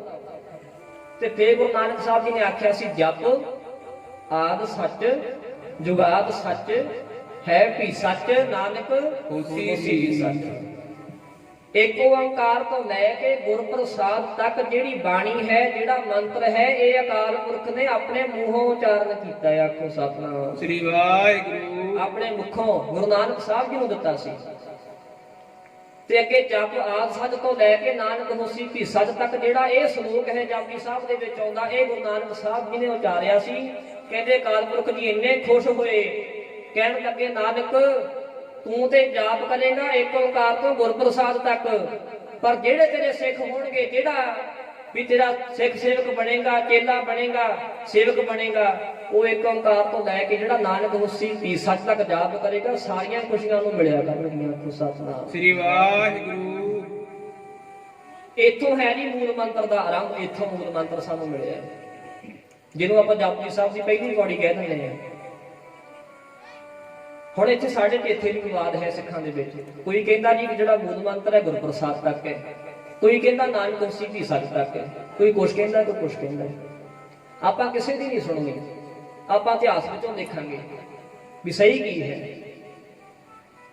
ਸਾਧ ਸੰਗਤ ਦੀ ਜਿਹੜਾ ਮੂਲ ਮੰਤਰ ਹੈ ਨਾ, ਆਪਾਂ ਜਿਹੜਾ ਜਾਪ ਕਰਦੇ ਆ, ਉਹ ਨਾਨਕ ਹੋਸੀ ਵੀ ਸੱਚ ਤੱਕ ਹੀ ਹੈ, ਗੁਰਪ੍ਰਸਾਦ ਤੱਕ ਨਹੀਂ। ਕਿਉਂ? ਉਹਦਾ ਕਾਰਨ ਹੈ, ਤੁਸੀਂ ਜਵਾਬ ਦਿਓ ਜੀ। ਅਸੀਂ ਸਿੱਖ ਗੁਰੂ ਨਾਨਕ ਦੇ ਆ ਜਾਂ ਅਕਾਲ ਪੁਰਖ ਦੇ ਆ? ਬੋਲੋ। ਆਪਾਂ ਸਿੱਖ ਗੁਰੂ ਨਾਨਕ ਦੇ ਆ ਨਾ ਜੀ। ਤੇ ਮੰਤਰ ਆਪਾਂ ਕਿਹੜਾ ਜਪਾਂਗੇ? ਜਿਹੜਾ ਸਾਨੂੰ ਸਾਡੇ ਗੁਰੂ ਨੇ ਦਿੱਤਾ, ਜਿਹੜਾ ਤੇ ਇੱਕ ਓੰਕਾਰ ਤੋਂ ਗੁਰਪ੍ਰਸਾਦ ਤੱਕ ਹੈ, ਇਹ ਤਾਂ ਗੁਰੂ ਨਾਨਕ ਸਾਹਿਬ ਜੀ ਨੂੰ ਮਿਲਿਆ ਸੀ। ਤੇ ਅਸੀਂ ਆ ਗੁਰੂ ਨਾਨਕ ਦੇ ਸਿੱਖ। ਗੁਰੂ ਨਾਨਕ ਸਾਹਿਬ ਦੇ ਰਾਹੀਂ ਅਸੀਂ ਅਕਾਲ ਪੁਰਖ ਭਗਵਾਨ ਵਾਹਿਗੁਰੂ ਜੀ ਨੂੰ ਮਿਲਣਾ, ਤਾਂ ਸਾਨੂੰ ਮੰਤਰ ਵੀ ਗੁਰੂ ਨਾਨਕ ਸਾਹਿਬ ਦਾ ਵਿੱਚ ਜਪਣਾ ਪਏਗਾ। ਇਸੇ ਕਰਕੇ ਜਪ ਆਦਿ ਸੱਚ ਜੁਗਾਦ ਸੱਚ ਹੈ ਕਿ ਸੱਚ ਨਾਨਕ ਹੋਸੀ ਕਿ ਸੱਚ ਪੜੋਗੇ ਤੇ ਤਾਂ ਪੂਰਾ ਹੋਏਗਾ, ਨਹੀਂ ਤਾਂ ਹੋਏਗਾ ਨਹੀਂ। ਆਖੋ ਸਤਿਨਾਮ ਸ੍ਰੀ ਵਾਹਿਗੁਰੂ। ਜੇ ਤਾਂ ਤੁਸੀਂ ਸਿੱਧੇ ਸਿੱਖ ਹੋ, ਅਕਾਲ ਪੁਰਖ ਦੇ ਸਿੱਧੇ ਗੁਰੂ ਨਾਨਕ ਨੂੰ ਪਾਸੇ ਕਰਨਾ ਹੈ, ਫਿਰ ਤਾਂ ਗੁਰਪ੍ਰਸਾਦ ਤੱਕ ਪੜ੍ਹ ਲਿਆ ਕਰੋ। ਤੇ ਜੇ ਗੁਰੂ ਨਾਨਕ ਨੂੰ ਗੁਰੂ ਮੰਨਣਾ ਹੈ, ਗੁਰੂ ਨਾਨਕ ਵਿਚੋਲਾ ਬਣੇਗਾ, ਤਾਂ ਫਿਰ ਨਾਲ ਇਹ ਨਾਨਕ ਹੋਸੀ ਕਿ ਸੱਚ ਤੱਕ ਤੁਹਾਨੂੰ ਮੂਲ ਮੰਤਰ ਪੜ੍ਹਨਾ ਪਏਗਾ। ਤੇ ਸਾਰੇ ਸਿੱਖ ਪੜ੍ਹਦੇ ਰਹੇ ਨੇ, ਜਿੰਨੀਆਂ ਸੰਪਰਦਾਵਾਂ, ਜਿੰਨੀਆਂ ਜਥੇਬੰਦੀਆਂ, ਨਿਹੰਗ ਸਿੰਘ ਨੇ, ਸਾਰੇ ਨਾਨਕ ਹੋਸੀ ਵੀ ਸੱਚ ਤੱਕ ਪੜ੍ਹਦੇ ਰਹੇ ਨੇ। ਅੱਜ ਸਾਡੇ ਤੋਂ ਸਿਆਪਾ ਖੜਾ ਹੋ ਗਿਆ, ਨਹੀਂ ਜੀ ਗੁਰਪ੍ਰਸਾਦ ਤੱਕ ਹੈ। ਇਸ ਗੱਲ ਦੇ ਸਬੂਤ ਮਿਲਦੇ ਨੇ। ਹਰਿਮੰਦਰ ਸਾਹਿਬ ਜਾਂਦੇ ਹੋ ਨਾ ਤੁਸੀਂ ਸਾਰੇ, ਉੱਥੇ ਨੋਟ ਰੱਖਿਓ ਇੱਕ ਗੱਲ, ਹਰਿਮੰਦਰ ਸਾਹਿਬ ਦੇ ਉੱਪਰ ਜਿਹੜੀ ਸੋਨੇ ਦੀ ਸੇਵਾ ਮਹਾਰਾਜੇ ਰਣਜੀਤ ਸਿੰਘ ਨੇ ਕਰਵਾਈ ਸੀ। ਜਦ ਆਪਾਂ ਦਰਸ਼ਨੀ ਡਿਊਟੀ ਲੰਘ ਕੇ ਅੰਦਰ ਜਾਂਦੇ ਆ ਨਾ ਜੀ ਨਮਸਕਾਰ ਕਰਨ ਵਾਸਤੇ, ਜਿਹੜੀ ਪਹਿਲਾਂ ਦਰਸ਼ਨੀ ਡਿਊਟੀ ਆਉਂਦੀ ਹੈ, ਉਦੋਂ ਅੱਗੇ ਜਦੋਂ ਆਪਾਂ ਅੰਦਰ ਵੜਦੇ ਆ, ਉੱਥੇ ਨਿਗਾਹ ਮਾਰਿਓ ਉੱਪਰ, ਧਿਆਨ ਰੱਖਿਓ, ਉੱਥੇ ਇੱਕ ਪੱਤਰਾ ਲੱਗਾ ਹੋਇਆ, ਬੋਰਡ ਲੱਗਾ ਹੋਇਆ ਸੋਨੇ ਦਾ, ਉਹਦੇ ਵਿੱਚ ਲਿਖਿਆ ਹੋਇਆ ਮੂਲ ਮੰਤਰ। ਉਹ ਕਿੱਥੋਂ ਤੱਕ ਲਿਖਿਆ? ਏਕ ਓਂਕਾਰ ਤੋਂ ਲੈ ਕੇ ਨਾਨਕ ਹੋਸੀ ਭੀ ਸੱਚ ਤੱਕ। ਤੇ ਥੱਲੇ ਪਤਾ ਕੀ ਲਿਖਿਆ ਹੈ? ਕਿ ਦਰਬਾਰ ਸਾਹਿਬ ਦੀ ਇਮਾਰਤ ਤੇ ਸੋਨੇ ਦੀ ਸੇਵਾ ਮਹਾਰਾਜੇ ਰਣਜੀਤ ਸਿੰਘ ਦੇ ਕੋਲੋਂ ਗੁਰੂ ਸਾਹਿਬ ਜੀ ਨੇ ਆਪ ਸਿਰ ਤੇ ਹੱਥ ਰੱਖ ਕੇ ਕਰਵਾਈ। ਇਹ ਪੱਤਰਾ ਉਦੋਂ ਦਾ ਲੱਗਾ ਹੋਇਆ ਹੈ। ਕੀ ਸਿੱਖਾਂ ਨੂੰ ਪਤਾ ਨਹੀਂ ਲੱਗਾ ਕਿ ਮੂਲ ਮੰਤਰ ਕਿੱਥੋਂ ਤੱਕ ਹੈ? ਬਾਬਾ ਦੀਪ ਸਿੰਘ ਜੀ ਸ਼ਹੀਦ, ਉਹਨਾਂ ਦੇ ਦਮਾਲੇ ਤੇ ਪਾਉਣ ਵਾਲੇ ਚੱਕਰ, ਨਿਹੰਗ ਸਿੰਘ ਦਮਾਲਿਆਂ ਉੱਪਰ ਸ਼ਸਤਰ ਲਾਉਂਦੇ ਆ ਨਾ ਜੀ, ਦਮਾਲੇ ਤੇ ਪਾਉਣ ਵਾਲੇ ਚੱਕਰ ਅੱਜ ਵੀ ਦਰਸ਼ਨਾਂ ਵਾਸਤੇ ਪਏ ਨੇ। ਉਸ ਚੱਕਰਾਂ ਦੇ ਉੱਪਰ ਜਿਹੜਾ ਮੂਲ ਮੰਤਰ ਹੈ ਨਾਨਕ ਹੋਸੀ ਭੀ ਸੱਚ ਤੱਕ ਲਿਖਿਆ ਹੋਇਆ ਹੈ। ਜੇ ਕਿਸੇ ਨੂੰ ਯਕੀਨ ਨਾ ਹੋਵੇ, ਅਰਦਾਸ ਕੋ ਸਬੂਤ ਹੈ, ਦੇਖ ਲਿਓ, ਤੁਹਾਨੂੰ ਦਿਖਾ ਕੇ ਜਾਵਾਂਗੇ। ਗੁਰੂ ਗੋਬਿੰਦ ਸਿੰਘ ਮਹਾਰਾਜ ਦੀ ਸ੍ਰੀ ਸਾਹਿਬ ਕਾਬਲ ਦੀ ਸੰਗਤ ਨੇ ਭੇਟ ਕੀਤੀ ਸੀ ਮਹਾਰਾਜ ਨੂੰ, ਗੁਰੂ ਗੋਬਿੰਦ ਸਿੰਘ ਜੀ ਨੂੰ। ਉਹਦੇ ਉੱਪਰ ਵੀ ਮੂਲ ਮੰਤਰ ਨਾਨਕ ਹੋਸੀ ਭੀ ਸੱਚ ਤੱਕ ਲਿਖਿਆ ਹੋਇਆ ਹੈ। ਆਖੋ ਸਤਿਨਾਮ ਸ੍ਰੀ ਵਾਹਿਗੁਰੂ। ਤੇ ਜੇ ਗੁਰਪ੍ਰਸਾਦ ਤੱਕ ਹੁੰਦਾ ਤੇ ਮਹਾਰਾਜ ਨੇ ਡੋਕ ਦੇਣਾ ਸੀ ਸੰਗਤ ਨੂੰ ਵੀ ਭਾਈ ਆਹ ਤੁਸੀਂ ਕੀ ਕਰਕੇ ਲਿਆਏ ਹੋ, ਇਹ ਕੋ ਲਿਖ ਕੇ ਲਿਆਏ। ਵਾਧੂ ਸਾਡੇ ਤੇ ਵਿਵਾਦ ਖੜੇ ਕਰ ਦਿੱਤੇ। ਗੁਰੂ ਨਾਨਕ ਸਾਹਿਬ ਜੀ ਨੂੰ ਮੰਤਰ ਉੱਥੋਂ ਮਿਲਿਆ ਤੇ ਕਹਿਣ ਲੱਗੇ ਹੁਣ ਤੁਸੀਂ ਸੰਸਾਰ ਵਿੱਚ ਜਾ ਕੇ ਏਦਾਂ ਭਲਾ ਕਰੋ, ਸੰਸਾਰ ਵਿੱਚ ਨਾਮ ਜਪਾਓ। ਤੇ ਭਾਈ ਗੁਰਦਾਸ ਸਾਹਿਬ ਜੀ ਕਹਿੰਦੇ ਨੇ, ਬਾਬਾ ਪੈਂਦਾ ਸੱਚਖੰਡ 9 ਨਿਤ ਨਾਮ ਗਰੀਬੀ ਪਾਈ। ਕਹਿੰਦੇ ਸੰਸਾਰ ਵਿੱਚ ਜਾ ਕੇ ਨਾ, ਸੰਸਾਰ ਵਿੱਚੋਂ ਜਾ ਕੇ ਗੁਰੂ ਨਾਨਕ ਸਾਹਿਬ ਜੀ ਨੇ 3 ਚੀਜ਼ਾਂ ਲਈਆਂ ਅਕਾਲ ਪੁਰਖ ਦੇ ਕੋਲੋਂ। 3 9 ਨਿਤ, 9 ਨਿਤੀਆਂ 18 ਸਿੱਧੀਆਂ ਸਾਰੀਆਂ ਗੁਰੂ ਨਾਨਕ ਸਾਹਿਬ ਜੀ ਨੂੰ ਮਿਲੀਆਂ ਅਕਾਲ ਪੁਰਖ ਦੇ ਘਰੋਂ। ਸਰਕਾਉ ਮਿਲਿਆ, ਨਾਮ ਦੀ ਦਾਤ ਮਿਲੀ, ਮੂਲ ਮੰਤਰ ਮਿਲਿਆ, ਨਾਲ ਗਰੀਬੀ ਮਿਲੀ। ਗਰੀਬੀ ਤੇ ਗਰੀਬੀ ਦਾ ਭਾਵ ਪਤਾ ਕੀ ਹੈ? ਗਰੀਬੀ ਕੰਗਾਲਤਾ ਨੂੰ ਨਹੀਂ ਕਹਿੰਦੇ ਕਿ ਸਾਨੂੰ ਗੁਰੂ ਨਾਨਕ ਸਾਹਿਬ ਜੀ ਨੇ ਕੰਗਾਲੀ ਦਿੱਤੀ ਜਾਂ ਕੰਗਾਲੀ ਲੈ ਕੇ ਆਏ। ਗਰੀਬੀ ਦਾ ਭਾਵ ਹੁੰਦਾ ਨਿਮਰਤਾ। ਨਿਮਰਤਾ ਕਹਿੰਦੇ ਰੱਬ ਦਾ ਕੋਈ ਪਿਆਰਾ ਰੱਬ ਦੇ ਘਰ 'ਚ ਪ੍ਰਵਾਨ ਹੋਇਆ ਤੇ ਉਹਨੂੰ ਭਗਵਾਨ ਕਹਿਣ ਲੱਗੇ, ਨੰਗ ਤੂੰ ਕੀ ਮੰਗਦਾ ਹੈ? ਉਹ ਹੱਥ ਜੋੜ ਕੇ ਕਹਿੰਦਾ ਜੀ ਮੈਨੂੰ 1 ਪਾਈਆ ਗਰੀਬੀ ਚਾਹੀਦੀ ਹੈ, 1 ਪਾਈਆ ਗਰੀਬੀ ਚਾਹੀਦੀ, ਭਾਵ ਨਿਮਰਤਾ ਚਾਹੀਦੀ ਹੈ। ਸਮਝਾਉਣ ਵਾਸਤੇ ਗੱਲ ਹੈ। ਕਹਿੰਦੇ ਅਕਾਲ ਪੁਰਖ ਜੀ ਕਹਿਣ ਲੱਗੇ ਮੇਰੇ ਕੋਲ 4 ਪਾਈਏ ਗਰੀਬੀ ਸੀ। 4 ਕਹਿੰਦੇ ਜੀ ਫਿਰ ਕਹਿੰਦੇ ਉਹਦੇ ਵਿੱਚੋਂ 3 ਪਾਈਏ ਤੇ ਗੁਰੂ ਨਾਨਕ ਲੈ ਗਿਆ, ਤੈਨੂੰ ਕਿੱਥੋਂ ਦੇਵਾਂ? ਆਖੋ ਸਤਿਨਾਮ ਸ੍ਰੀ ਵਾਹਿਗੁਰੂ। ਭਾਵ ਨਿਮਰਤਾ ਤੇ ਗੁਰੂ ਨਾਨਕ ਲੈ ਗਿਆ। ਨਿਮਰਤਾ ਸਿੱਖ ਦਾ ਕਹਿਣਾ ਹੈ, ਜਿਹਦੇ ਕੋਲ ਨਿਮਰਤਾ ਨਹੀਂ ਹੈ ਉਹ ਸਿੱਖ ਕਿਸੇ ਕੰਮ ਦਾ ਨਹੀਂ। ਇਸੇ ਕਰਕੇ ਮਾਰੇ ਕਹਿੰਦੇ ਮਿੱਠਤ ਨੀਵੀਂ ਨਾਨਕਾ ਗੁਣ ਚੰਗਿਆਈਆਂ ਭਾਈ ਗੁਰਦਾਸ ਸਾਹਿਬ ਜੀ ਕਹਿੰਦੇ ਨੇ, ਨਾਮ ਨਿਤ ਨਾਮ ਗਰੀਬੀ ਪਾਈ, ਸਤਿਗੁਰੂ ਨਾਨਕ ਨੇ ਨਾਮ ਗਰੀਬੀ ਪਾਈ, ਸਤਿਗੁਰੂ ਨਾਨਕ ਨੇ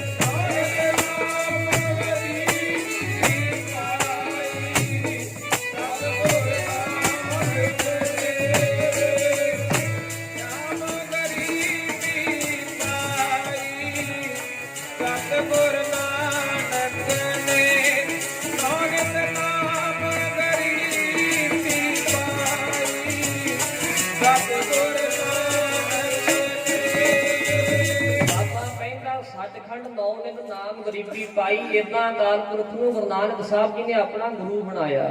ਅੱਛਾ, ਜਦੋਂ ਗੁਰੂ ਨਾਨਕ ਸਾਹਿਬ ਸੱਚਖੰਡ ਚਲੇ ਗਏ, 3 ਦਿਨ ਮਹਾਰਾਜ ਵੇਈ ਚੋਂ ਕਹਿੰਦੇ ਬਾਹਰ ਨਹੀਂ ਨਿਕਲੇ। 3 ਦਿਨ ਪਿੱਛੇ ਰੌਲਾ ਪੈ ਗਿਆ। ਉਹ ਜਿਹੜਾ ਸਿੱਖ ਸੇਵਕ ਖੜਾ ਸੀ ਨਾ ਮਹਾਰਾਜ ਦੇ ਬਸਤਰ ਫੜ ਕੇ ਵੇਈ ਨਦੀ ਦੇ ਬਾਹਰ, ਉਹ ਭੱਜ ਕੇ ਸੁਲਤਾਨਪੁਰ ਨੂੰ ਗਿਆ। ਜਾ ਕੇ ਬੇਬੇ ਨਾਨਕ ਜੀ ਨੂੰ ਕਹਿਣ ਲੱਗਾ, ਬੇਬੇ ਜੀ ਅੱਜ ਗੁਰੂ ਨਾਨਕ ਸਾਹਿਬ ਜੀ ਤੁਹਾਡੇ ਭਰਾ ਜੀ ਵੇਈ ਵਿੱਚ ਇਸ਼ਨਾਨ ਕਰਨ ਵਾਸਤੇ ਗਏ, ਬਾਹਰ ਨਹੀਂ ਨਿਕਲੇ। ਪਤਾ ਨਹੀਂ ਕੀ ਹੋ ਗਿਆ, ਰੌਲਾ ਪੈ ਗਿਆ ਸਾਰੇ ਸ਼ਹਿਰ ਦੇ ਵਿੱਚ, ਸੁਲਤਾਨਪੁਰ ਦੇ ਵਿੱਚ। ਕੋਈ ਕੁਝ ਆਖੇ, ਕੋਈ ਕੁਝ ਆਖੇ, ਕੋਈ ਕਹੇ ਵੀ ਮੋਦੀ ਖਾਨਾ ਲੁਟਾਈ ਜਾਂਦਾ ਸੀਗਾ, ਹੁਣ ਹਿਸਾਬ ਦੇਣਾ ਪੈਣਾ ਸੀਗਾ, ਤੇ ਸ਼ਰਮ ਦਾ ਮਾਰਾ ਡੁੱਬ ਕੇ ਮਰ ਗਿਆ। ਆਖੋ ਸਤਿਨਾਮ ਸ੍ਰੀ ਵਾਹਿਗੁਰੂ। ਜਿੰਨੇ ਮੂੰਹ ਦੀਆਂ ਗੱਲਾਂ ਇੱਥੇ ਤੇ ਗੁਰੂ ਨਾਨਕ ਸਾਹਿਬ ਜੀ ਨੂੰ ਲੋਕਾਂ ਨੇ, ਅਸੀਂ ਕਹਿੰਦੇ ਸਾਨੂੰ ਮਾੜਾ ਕਹਿੰਦੇ, ਗੁਰੂ ਨਾਨਕ ਨੂੰ ਨਹੀਂ ਬਖਸ਼ਿਆ ਲੋਕਾਂ ਨੇ। ਕੋਈ ਆਖੇ ਭੂਤਨਾ, ਕੋ ਕਹੇ ਬਿਤਾਲਾ, ਕੋਈ ਆਖੇ ਆਦਮੀ ਨਾਨਕ ਵਿਚਾਰਾ। ਕੋਈ ਕਹੇ ਜੀ ਇਹ ਤੇ ਬੌਰਾ ਹੋ ਗਿਆ, ਕਮਲਾ ਹੋ ਗਿਆ, ਕੋਈ ਕਹੇ ਪਾਗਲ ਹੋ ਗਿਆ, ਕੋਈ ਕੁਝ ਆਖੇ, ਕੋਈ ਕੁਝ ਆਖੇ। ਮਾਰੇ ਕਹਿੰਦੇ ਭਇਆ ਦੀਵਾਨਾ ਸ਼ਾਹ ਕਾ ਨਾਨਕ ਬੌਰਾਨਾ, ਕਹਿੰਦੇ ਨਾ ਮੈਂ ਕਮਲਾ ਨਾ ਮੈਂ ਬੌਰਾ, ਕੁਛ ਨਹੀਂ ਹੋਇਆ, ਮੈਂ ਤੇ ਰੱਬ ਦਾ ਦਾਸ ਹਾਂ, ਰੱਬ ਦਾ ਸੇਵਕ ਹਾਂ। ਮੈਨੂੰ ਤਾਂ ਉਹਦੇ ਦਰਸ਼ਨਾਂ ਦੀ ਚਾਹ ਲੱਗੀ ਹੈ, ਉਹਦੇ ਪਿਆਰ ਵਿੱਚ ਬੌਰਾ ਹੋ ਗਿਆ। ਸਾਰੇ ਸੁਲਤਾਨਪੁਰ ਚ ਰੌਲਾ ਪੈ ਗਿਆ ਵੀ ਗੁਰੂ ਨਾਨਕ ਡੁੱਬ ਗਿਆ, ਨਾਨਕ ਡੁੱਬ ਗਿਆ। ਉੱਚੀ ਉੱਚੀ ਲੋਕੀ ਕਰਨ, ਕੋਈ ਕੁਝ ਆਖੇ, ਕੋਈ ਕੁਝ ਆਖੇ। ਕਹਿੰਦੇ ਬੀਬੀਆਂ ਇਕੱਠੀਆਂ ਹੋ ਕੇ ਬੇਬੇ ਨਾਨਕੀ ਦੇ ਘਰੇ ਗਈਆਂ। ਕਹਿਣ ਲੱਗੇ ਤੂੰ ਬੇਬੇ ਬੈਠੀ ਹੈ ਪਲੰਘ ਦੇ ਉੱਪਰ, ਜਦੋਂ ਘਰ ਵਿੱਚ ਕਿਸੇ ਦੀ ਮੌਤ ਹੋ ਜਾਂਦੀ ਥੱਲੇ ਕੱਪੜਾ ਵਿਛਾ ਕੇ ਬੈਠੀ ਦਾ ਅਫਸੋਸ ਕਰੀਏ ਆਪਾਂ। ਬੇਬੇ ਜੀ ਕਹਿਣ ਲੱਗੇ ਕੀ ਹੋ ਗਿਆ? ਕਹਿੰਦੇ ਤੁਹਾਡਾ ਵੀਰ ਡੁੱਬ ਗਿਆ ਵੇਈ ਦੇ ਵਿੱਚ, ਆਪਾਂ ਨੂੰ ਅਫਸੋਸ ਕਰਨਾ ਚਾਹੀਦਾ ਹੈ। ਸਾਧ ਸੰਗਤ ਗੱਲ ਯਾਦ ਰੱਖਿਓ, ਸਾਰਾ ਸੁਲਤਾਨਪੁਰ ਇੱਕ ਜ਼ਬਾਨੀ ਹੋ ਕੇ ਕਹਿੰਦਾ ਸੀ ਨਾਨਕ ਡੁੱਬ ਗਿਆ, ਪਰ ਇੱਕ ਸੀ ਜਿਹਨੇ ਕਿਹਾ ਸੀ ਨਾਨਕ ਨਹੀਂ ਡੁੱਬ ਸਕਦਾ, ਸਿਰਫ ਇੱਕ। ਉਹ ਸੀ ਗੁਰੂ ਨਾਨਕ ਸਾਹਿਬ ਜੀ ਦੇ ਵੱਡੇ ਭੈਣ ਜੀ ਬੇਬੇ ਨਾਨਕੀ ਜੀ। ਉਹ ਨਹੀਂ ਮੰਨੇ। ਬੇਬੇ ਜੀ ਕਹਿਣ ਲੱਗੇ ਕੀ ਕਹਿੰਦੇ ਹੋ, ਨਾਨਕ ਡੁੱਬ ਗਿਆ? ਕਹਿੰਦੇ ਹਾਂ।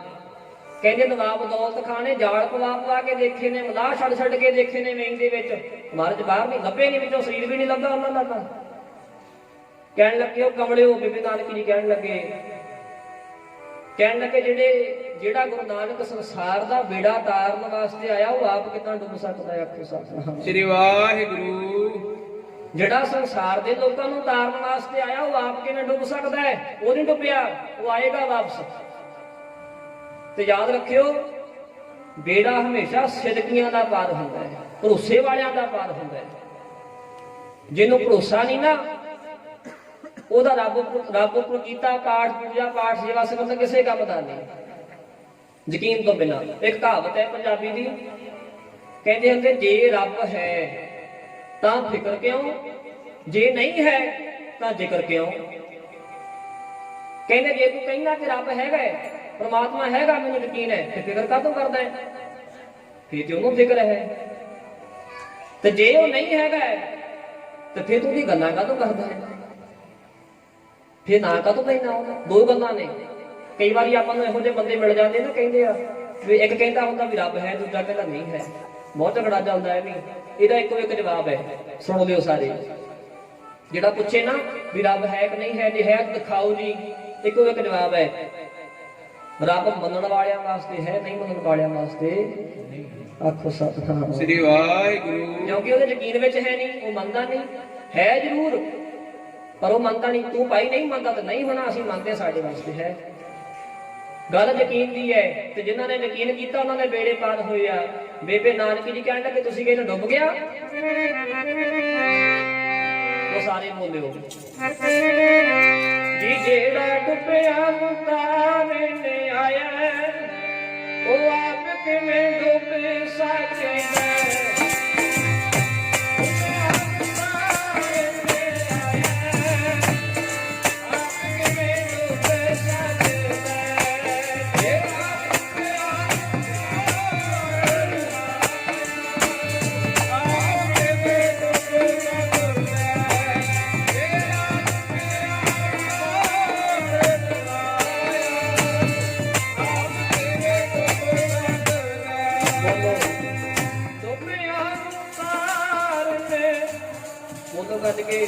ਆਪ ਕਿਵੇਂ ਵਾਹ ਜਿਹੜਾ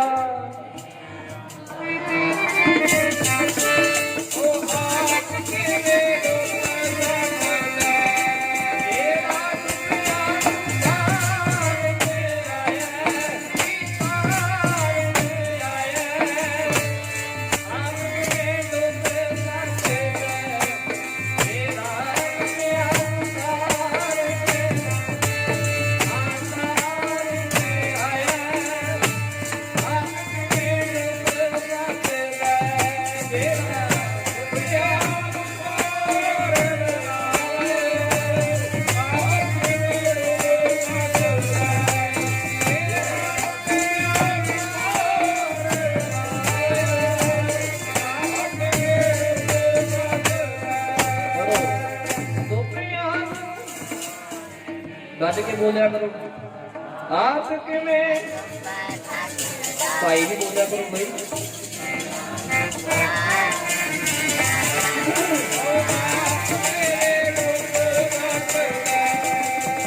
ਸੰਗਤ ਵਿੱਚ ਬੈਠ ਕੇ ਕਦੇ ਸੰਗੀ ਦਾ ਨਹੀਂ। ਜੇ ਸੰਗਤ ਵਿੱਚ ਆਏ ਆ ਨਾ ਤੇ ਜਿਹੜੀ ਆਪਣੀ ਸੰਗ ਹੁੰਦੀ ਹੈ ਸ਼ਰਮ, ਜਿਹੜੀ ਸੰਗ ਸ਼ਰਮ ਆ ਨਾ ਵੀ ਇਹ ਹੰਕਾਰ ਨਾਲ ਹੁੰਦੀ ਹੈ, ਇਹ ਹਉਮੈ ਨਾਲ ਹੁੰਦੀ ਹੈ। ਵੀ ਜੇ ਮੈਂ ਸੰਗਤ ਵਿੱਚ ਬੈਠ ਕੇ ਉੱਚੀ ਉੱਚੀ ਬੋਲਿਆ ਦੂਜੇ ਨੇ ਕਹਿਣਾ ਲੈ ਇਹ ਵੱਡਾ ਭਗਤ ਬਣਿਆ ਹੁੰਦਾ। ਕਹਿੰਦੇ ਆ ਨਾ ਸਾਡੇ 'ਚ ਬਿਮਾਰੀ ਹੈ ਇਹ ਵੀ ਜੇ ਕੋਈ ਬੰਦਾ ਨਾ ਹੁਣ ਗਲਤੀ ਕਿਹਦੇ ਕੋਲੋਂ ਨਹੀਂ ਹੁੰਦੀ, ਸਾਰੇ ਕਰਦੇ ਆ, ਸਾਰੇ ਭੁੱਲਦੇ ਆ। ਜੇ ਕਿਸੇ ਨੇ 2 4 10 ਸਾਲ ਕਿਤੇ ਗਲਤ ਪਾਸੇ ਫਿਰਦਾ ਮੁੜ ਕੇ ਮੁੱਕ ਸਕਦੇ, ਪਤਾ ਆਪਣਾ ਕੀ ਕਹਿਣ ਹੁੰਦਾ ਹੈ, ਲੈ 900 ਚੂਹਾ ਖਾ ਕੇ ਬਿੱਲੀ ਹੱਜ ਨੂੰ ਚੱਲੀ, ਇਹ ਵੀ ਗਾਤਰਾ ਪਾਈ ਫਿਰਦਾ ਹੁਣ, ਇਹ ਵੱਡਾ ਸਾਧ ਬਣਿਆ ਹੁਣ। ਇਦਾਂ ਦੀਆਂ ਗੱਲਾਂ ਸਾਡੀ ਸਿੱਖਾਂ ਦੀ ਬਿਮਾਰੀ ਹੈ ਜੀ। ਪਤਾ ਕੀ ਹੈ, ਅਸੀਂ ਰੌਲਾ ਪਤਾ ਕੀ ਪਾਉਂਦੇ ਆ ਵੀ ਡੇਰੇ ਬਹੁਤ ਵੱਧ ਗਏ, ਡੇਰੇ ਵਾਲਿਆਂ ਵਿੱਚ ਲੋਕੀ ਬਹੁਤ ਲੱਗ ਗਏ, ਸੰਗਤ ਬਹੁਤ ਜਾਂਦੀ ਹੈ, ਸਿੱਖ ਨਹੀਂ ਇਕੱਠੇ ਤਾਂ ਹੁੰਦੇ। ਜੇ ਤੁਸੀਂ ਮੈਨੂੰ ਪੁੱਛੋ ਪਤਾ ਦਾ ਜਵਾਬ ਕੀ ਹੈ, ਉਹਨਾਂ ਦਾ ਕਸੂਰ ਨਹੀਂ। ਮੈਨੂੰ ਇੱਕ ਗੱਲ ਦਾ ਜਵਾਬ ਦਿਓ, ਤੁਹਾਡੇ ਨਗਰ ਦੇ ਵਿੱਚ ਇੱਥੇ ਸਾਰੇ ਘਰਾਂ ਵਿੱਚ ਬਿਜਲੀ ਦਾ ਕਨੈਕਸ਼ਨ ਹੈਗਾ ਨਾ, ਬਿਜਲੀ ਆਉਂਦੀ ਸਾਰਿਆਂ ਨੂੰ। ਜਿਸ ਘਰ ਵਿੱਚ ਬਿਜਲੀ ਦਾ ਕਨੈਕਸ਼ਨ ਨਾ ਹੋਵੇ ਉੱਥੇ ਕੀ ਹੁੰਦਾ ਉੱਥੇ ਮੋਮਬੱਤੀ ਬਾਲਣੀ ਪਏਗੀ, ਉੱਥੇ ਦੀਵਾ ਬਾਲਣਾ ਪਏਗਾ। ਤੇ ਜਿੱਥੇ ਬਿਜਲੀ ਆਉਂਦੀ ਉੱਥੇ ਲੋੜ ਨਹੀਂ। ਜਿਹੜੇ ਥਾਂ ਡੇਰੇ ਖੁੱਲੇ ਲੋਕੀ ਫਿਰਦੇ ਨਾ ਪਖੰਡੀ ਸਾਧ ਜਿਹੜੇ, ਇਹ ਸਾਡੇ ਸਿੱਖਾਂ ਘਰਾਂ ਵਿੱਚ ਦੀਵੇ ਪਤਾ ਕਿਉਂ ਜਗੇ, ਕਿਉਂ ਲੋਕੀ ਉਹਨਾਂ ਮਗਰ ਲੱਗੇ। ਅਸੀਂ ਗੁਰਬਾਣੀ ਦਾ ਚੰਨ ਉਹਨਾਂ ਦੇ ਘਰਾਂ ਤੱਕ ਪਹੁੰਚਾ ਨਹੀਂ ਸਕੇ। ਆਪੋ ਸਤਨਾਮ ਸ੍ਰੀ ਵਾਹਿਗੁਰੂ। ਪਹੁੰਚਾ ਨਹੀਂ ਸਕੇ ਅਸੀਂ। ਤੇ ਜੇ ਉਹਨਾਂ ਪਿੱਛੇ ਲੱਗੇ ਉਹਨਾਂ ਨੇ ਕੁਝ ਕੀਤਾ ਹੈ। ਮੈਂ ਬਹੁਤ ਵਾਰੀ ਕਹਿੰਦਾ ਹੁੰਦਾ ਵੀ ਕਿਸੇ ਡੇਰੇਦਾਰ ਦਾ ਚੇਲਾ, ਕਿਸੇ ਸਾਧ ਦਾ ਚੇਲਾ ਨਿੰਦਿਆ ਨਹੀਂ ਕਰਦਾ, ਪਰ ਇੱਕ ਬੇਨਤੀ ਹੈ, ਉਹਨਾਂ ਸਮਾਂ ਰੱਜ ਕੇ ਰੋਟੀ ਨਹੀਂ ਖਾਂਦਾ ਜਿੰਨਾ ਸਮਾਂ ਅੱਜ ਸਵੇਰ ਤੋਂ ਲੈ ਕੇ ਸ਼ਾਮ ਤੱਕ 10 ਬੰਦੇ ਡੇਰੇ ਤੇ ਹੋਰ ਨਹੀਂ ਲੈ ਕੇ ਜਾਂਦਾ, ਹੋਰ ਨਹੀਂ ਜੋੜ ਦਿੰਦਾ। ਤੇ ਅਸੀਂ ਸਾਨੂੰ ਉਹਨਾਂ ਚਿਰ ਸਬਰ ਨਹੀਂ ਆਉਂਦਾ ਜਦੋਂ ਤੱਕ ਕਿਸੇ ਦਾ ਪਾਇਆ ਗਾਤਰਾ ਲਵਾ ਨਾ ਦੇਈਏ। ਆਪੋ ਸਤਿਨਾਮ ਸ੍ਰੀ ਵਾਹਿਗੁਰੂ। ਲਵਾ ਨਾ ਦੇਈਏ। ਇਹ ਵੱਡਾ ਬਣਿਆ ਹੁਣ ਸਿੱਖ, ਇਹ ਕਰਦਾ ਗੁਰਦੁਆਰੇ ਸੇਵਾ। ਸੰਤ ਕਹਿੰਦੇ ਹੁੰਦੇ ਸੀ, ਕਹਿਣਾ ਜੇ ਕਹਾਵਤ ਕੋਈ ਕਹਿੰਦਾ ਨਾ 900 ਚੂਹੇ ਖਾ ਕੇ ਮੇਰੀ ਹੱਜ ਨੂੰ ਚੱਲੀ, ਉਹ ਚੱਲੀ ਤਾਂ ਹੈ, ਜੇ ਚੱਲੀ ਹੈ ਤਾਂ ਪਹੁੰਚ ਵੀ ਜਾਊ। ਤੂੰ ਇੰਨਾ ਵੀ ਨਹੀਂ ਚੱਲਿਆ, ਉਹ ਤਾਂ ਚੱਲ ਪਈ, ਉਹ 900 ਖਾ ਕੇ ਤੁਰ ਪਈ, ਤੂੰ ਤੇ 1 ਖਾ ਕੇ ਤੁਰ ਪਈ। ਇਸ ਕਰਕੇ ਇੱਥੇ ਸ਼ਰਮ ਨਹੀਂ ਕਰੀਦੀ, ਗੱਜ ਕੇ ਬੋਲਿਆ ਕਰੋ ਭਾਈ ਸਾਰੇ। ਜਿੰਨਾ ਉੱਚੀ ਕੋਈ ਧਾਰਨਾ ਚ ਬੋਲੇਗਾ, ਗੁਰੂ ਨਾਨਕ ਦੀ ਸਿਫਤ ਕਰੇਗਾ, ਘੋੜੀਆਂ ਭਰ ਕੇ ਲੈ ਕੇ ਜਾਏਗਾ। ਮਰਜ਼ੀ ਤੁਹਾਡੀ ਹੈ, ਖਾਲੀ ਜਾਣਾ ਕਿ ਭਰ ਕੇ ਜਾਣਾ। ਆਪਣੇ ਸਤਿਨਾਮ ਸ੍ਰੀ ਵਾਹਿਗੁਰੂ। ਗੁਰੂ ਨਾਨਕ ਦੀ ਸਿਫਤ ਹੈ। ਪਿਆਰੇ ਜੀ ਉਹ ਆਪ ਕਿਵੇਂ ਡੁੱਬ ਸਕਦੇ,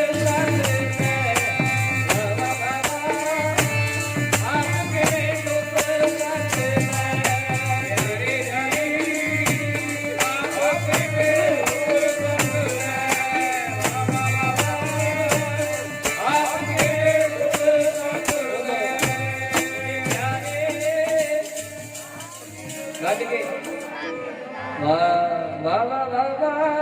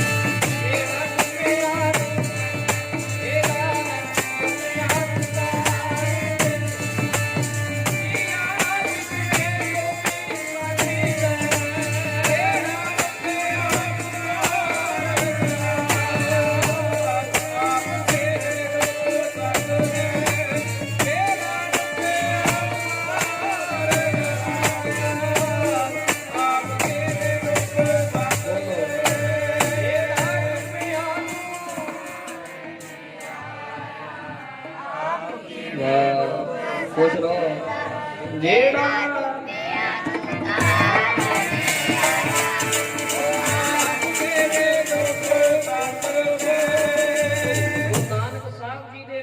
ਬੇਬੇ ਨਾਨਕੀ ਜੀ ਕਹਿਣ ਲੱਗੇ ਜਿਹੜਾ ਸੰਸਾਰ ਨੂੰ ਤਾਰਨ ਆਇਆ ਉਹ ਆਪ ਕਿਵੇਂ ਡੁੱਬ ਜਾਏਗਾ। ਮੇਰਾ ਵੀ ਡੁੱਬ ਨਹੀਂ ਸਕਦਾ, ਉਹ ਵਾਪਸ ਆਏਗਾ।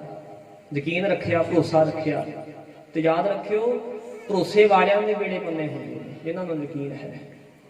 ਸਾਡੇ 'ਚ ਕਮੀ ਹੈ ਅੱਜ ਇਹ। ਅਸੀਂ ਗੁਰਬਾਣੀ ਦਾ ਪਾਠ ਵੀ ਕਰਦੇ ਹਾਂ, ਸਵੇਰੇ ਉੱਠ ਕੇ ਜਪਜੀ ਸਾਹਿਬ ਦਾ ਪਾਠ ਵੀ ਕਰ ਲੈਣਾ ਹੈ, ਨਿਤਨੇਮ ਵੀ ਕਰ ਲੈਣਾ ਹੈ, ਗੁਰਦੁਆਰੇ ਮੱਥਾ ਵੀ ਟੇਕ ਕੇ ਆਉਣਾ ਹੈ।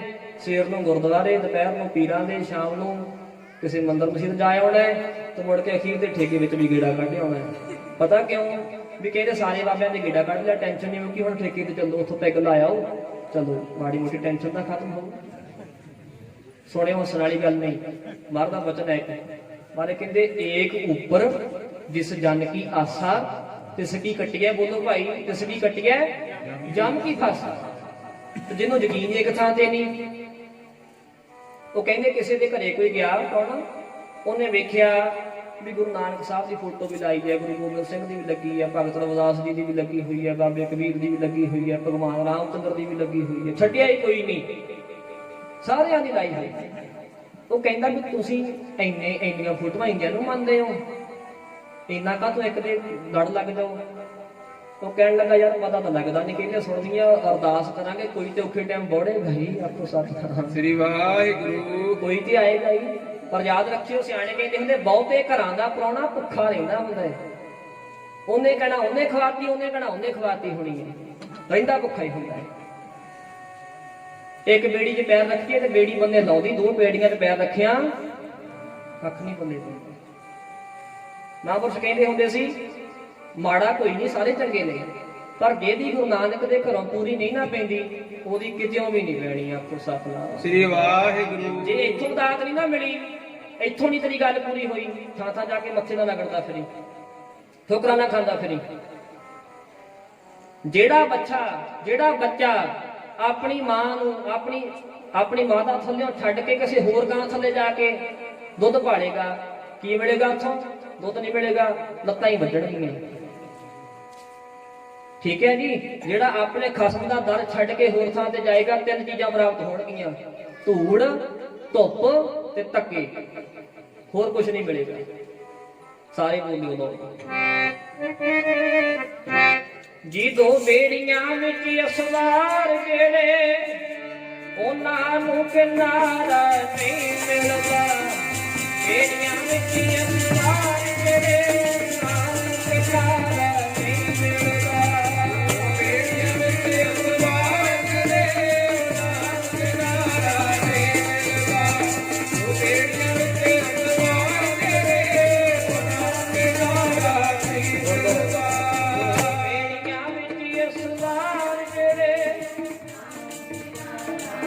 ਸਾਰੇ ਬੋਲਿਆ ਕਰੋ।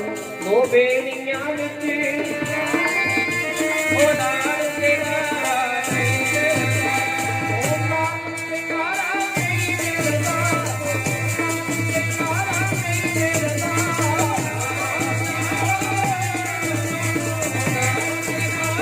ਨਹੀਂ ਮਿਲਦਾ।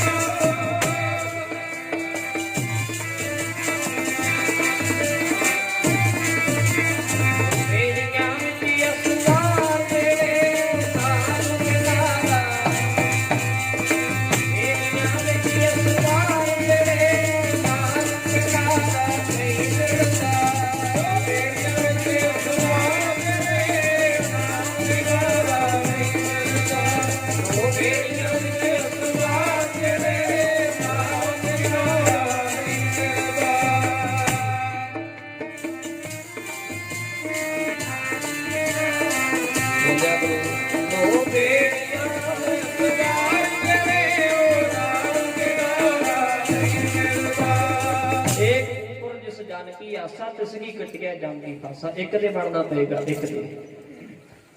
ਬੇਬੇ ਨਾਨਕੀ ਕਹਿਣ ਲੱਗੀ ਮੇਰਾ ਵੀ ਡੁੱਬਿਆ ਨਹੀਂ, ਡੁੱਬਿਆ ਨੂੰ ਤਾਰਨ ਵਾਸਤੇ ਆਇਆ। ਤੁਸੀਂ ਉਹਦੇ ਕੌਤਕ ਵੇਖੋ, ਉਹ ਲੀਲਾ ਕਰਦਾ ਫਿਰਦਾ ਕੋਈ। ਤੇ ਸਿਦਕ ਦਾ ਬੇੜਾ ਪਾਰ ਹੋਇਆ। ਸੰਗਤ ਜੀ ਅੱਜ ਵੀ ਉਹ ਗੁਰਦੁਆਰਾ ਬਣਿਆ ਹੋਇਆ ਸੁਲਤਾਨਪੁਰ ਲੋਧੀ ਦੀ ਧਰਤੀ ਤੇ।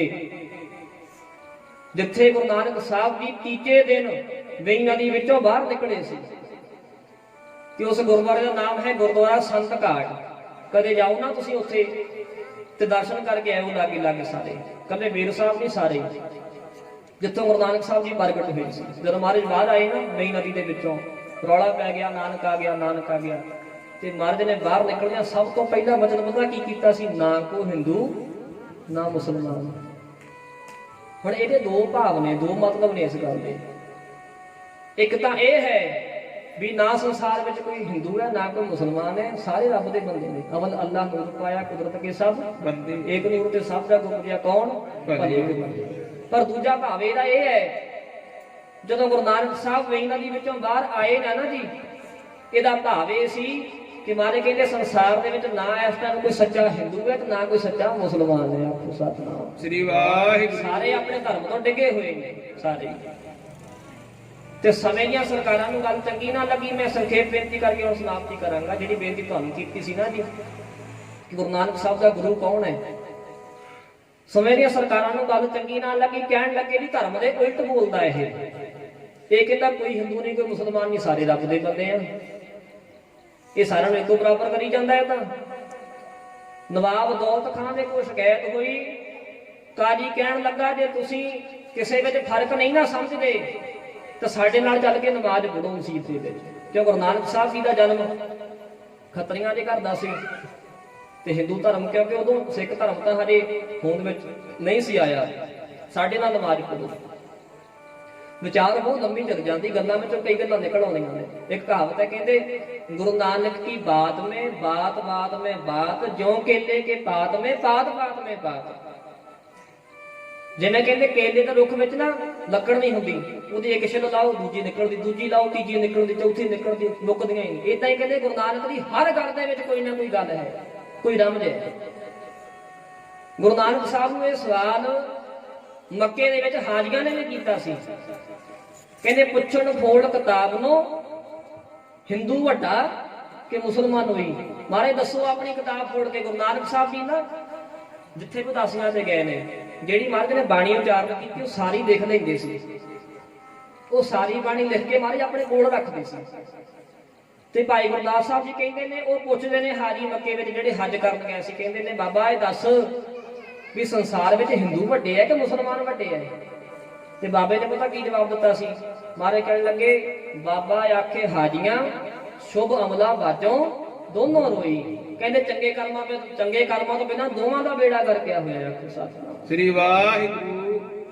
ਸਭਨਾ ਕਾ ਦਰ ਦੇਖਾ ਹੋਏ, ਕਰਨੀ ਬਾਝੋਂ ਤਰੇ ਨਾ ਕੋਈ। ਕਹਿੰਦੇ ਨਾ ਹਿੰਦੂ ਬਖਸ਼ਿਆ ਜਾਣਾ ਨਾ ਮੁਸਲਮਾਨ ਬਖਸ਼ਿਆ ਜਾਣਾ, ਕੋਈ ਨਹੀਂ ਬਖਸ਼ਿਆ ਜਾਣਾ। ਉੱਥੇ ਤੇਰੇ ਬਾਹਰੀ ਲਿਬਾਸ ਨਹੀਂ, ਉੱਥੇ ਕਰਮ ਦੇਖੇ ਜਾਣੇ ਨੇ। ਅਤੇ ਇਹਦੀ ਧਾਰਨਾ ਬੋਲਿਓ, ਤੁਸੀਂ ਬਹੁਤ ਵਾਰੀ ਸੁਣੀ ਹੋਣੀ ਗੱਲ ਕਿ ਬੋਲੀ ਕਿ ਉੱਥੇ ਅਮਲਾ ਦੇ ਹੋਣਗੇ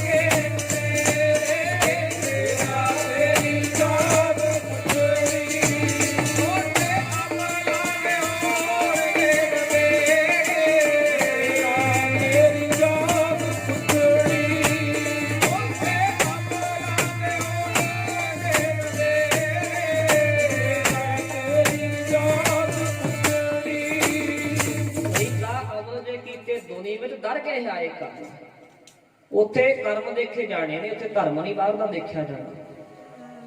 ਗੁਰੂ ਨਾਨਕ ਸਾਹਿਬ ਜੀ ਨੂੰ ਪੁੱਛਿਆ, ਕਹਿੰਦੇ ਕੌਣ ਵੱਡਾ? ਮਾਰੇ ਕਹਿੰਦੇ ਨਾ ਮੁਸਲਮਾਨ ਵੱਡੇ ਨਾ ਹਿੰਦੂ ਵੱਡੇ, ਇਹਨਾਂ ਦੇ ਕਰਮ ਹੋਣੇ ਚਾਹੀਦੇ ਨੇ ਚੰਗੇ ਕਰਮ। ਤੇ ਸਿੱਖ ਖੁਸ਼ ਹੋਏ ਫਿਰਦੇ, ਸਾਨੂੰ ਤਾਂ ਬਾਬੇ ਨੇ ਕਿਹਾ ਹੀ ਕੁਛ ਨਹੀਂ ਵੀ ਇਹ ਤੇ ਹਿੰਦੂਆਂ ਵਾਸਤੇ ਮੁਸਲਮਾਨਾਂ ਵਾਸਤੇ ਕਿਹਾ, ਸਾਨੂੰ ਤਾਂ ਨਹੀਂ ਕਿਹਾ, ਸਾਨੂੰ ਸਾਰਾ ਕੁਝ ਮਾਫ ਹੈ, ਸਾਨੂੰ ਨਹੀਂ ਕੋਈ ਮਾਰਨ ਨੇ ਰੋਕਿਆ ਕਿਸੇ ਕੰਮ ਤੋਂ। ਨਾ ਨਾ ਸਾਨੂੰ ਵੀ ਨਾਲ ਹੀ ਉਪਦੇਸ਼ ਹੈ।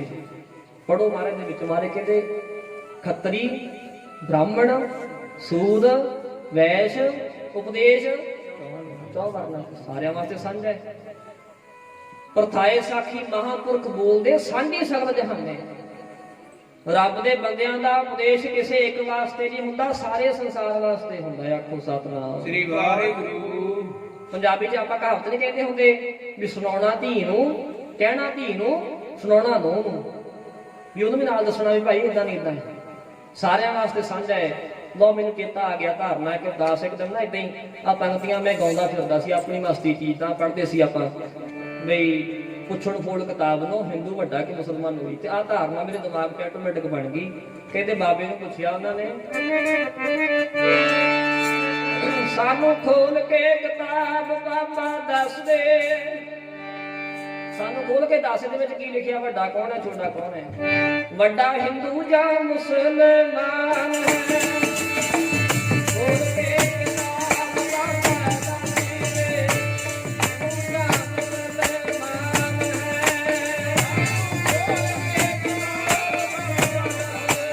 ਵੱਡਾ ਹਿੰਦੂ ਜਾਂ ਮੁਸਲਮਾਨ ਹੈ। ਸਾਨੂੰ ਖੋਲ ਕੇ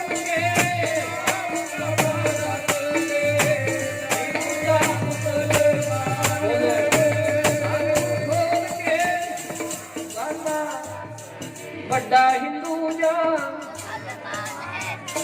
ਸਾਨੂੰ ਖੋਲ ਕੇ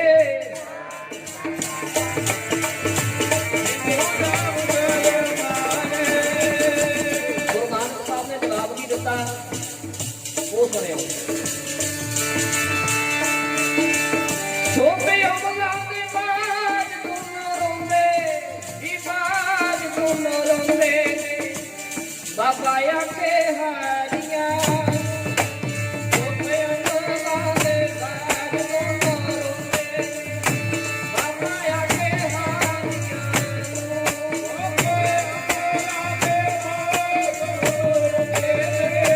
ਬਾਬਾ ਆਖੇ ਹਾਰੀਆਂ।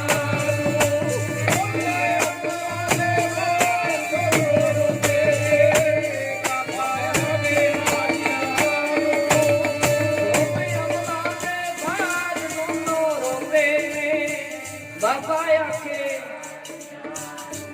ਚੁੱਪ ਅਮਲਾਂ ਦੇ ਬਾਦ ਦੋਨੋਂ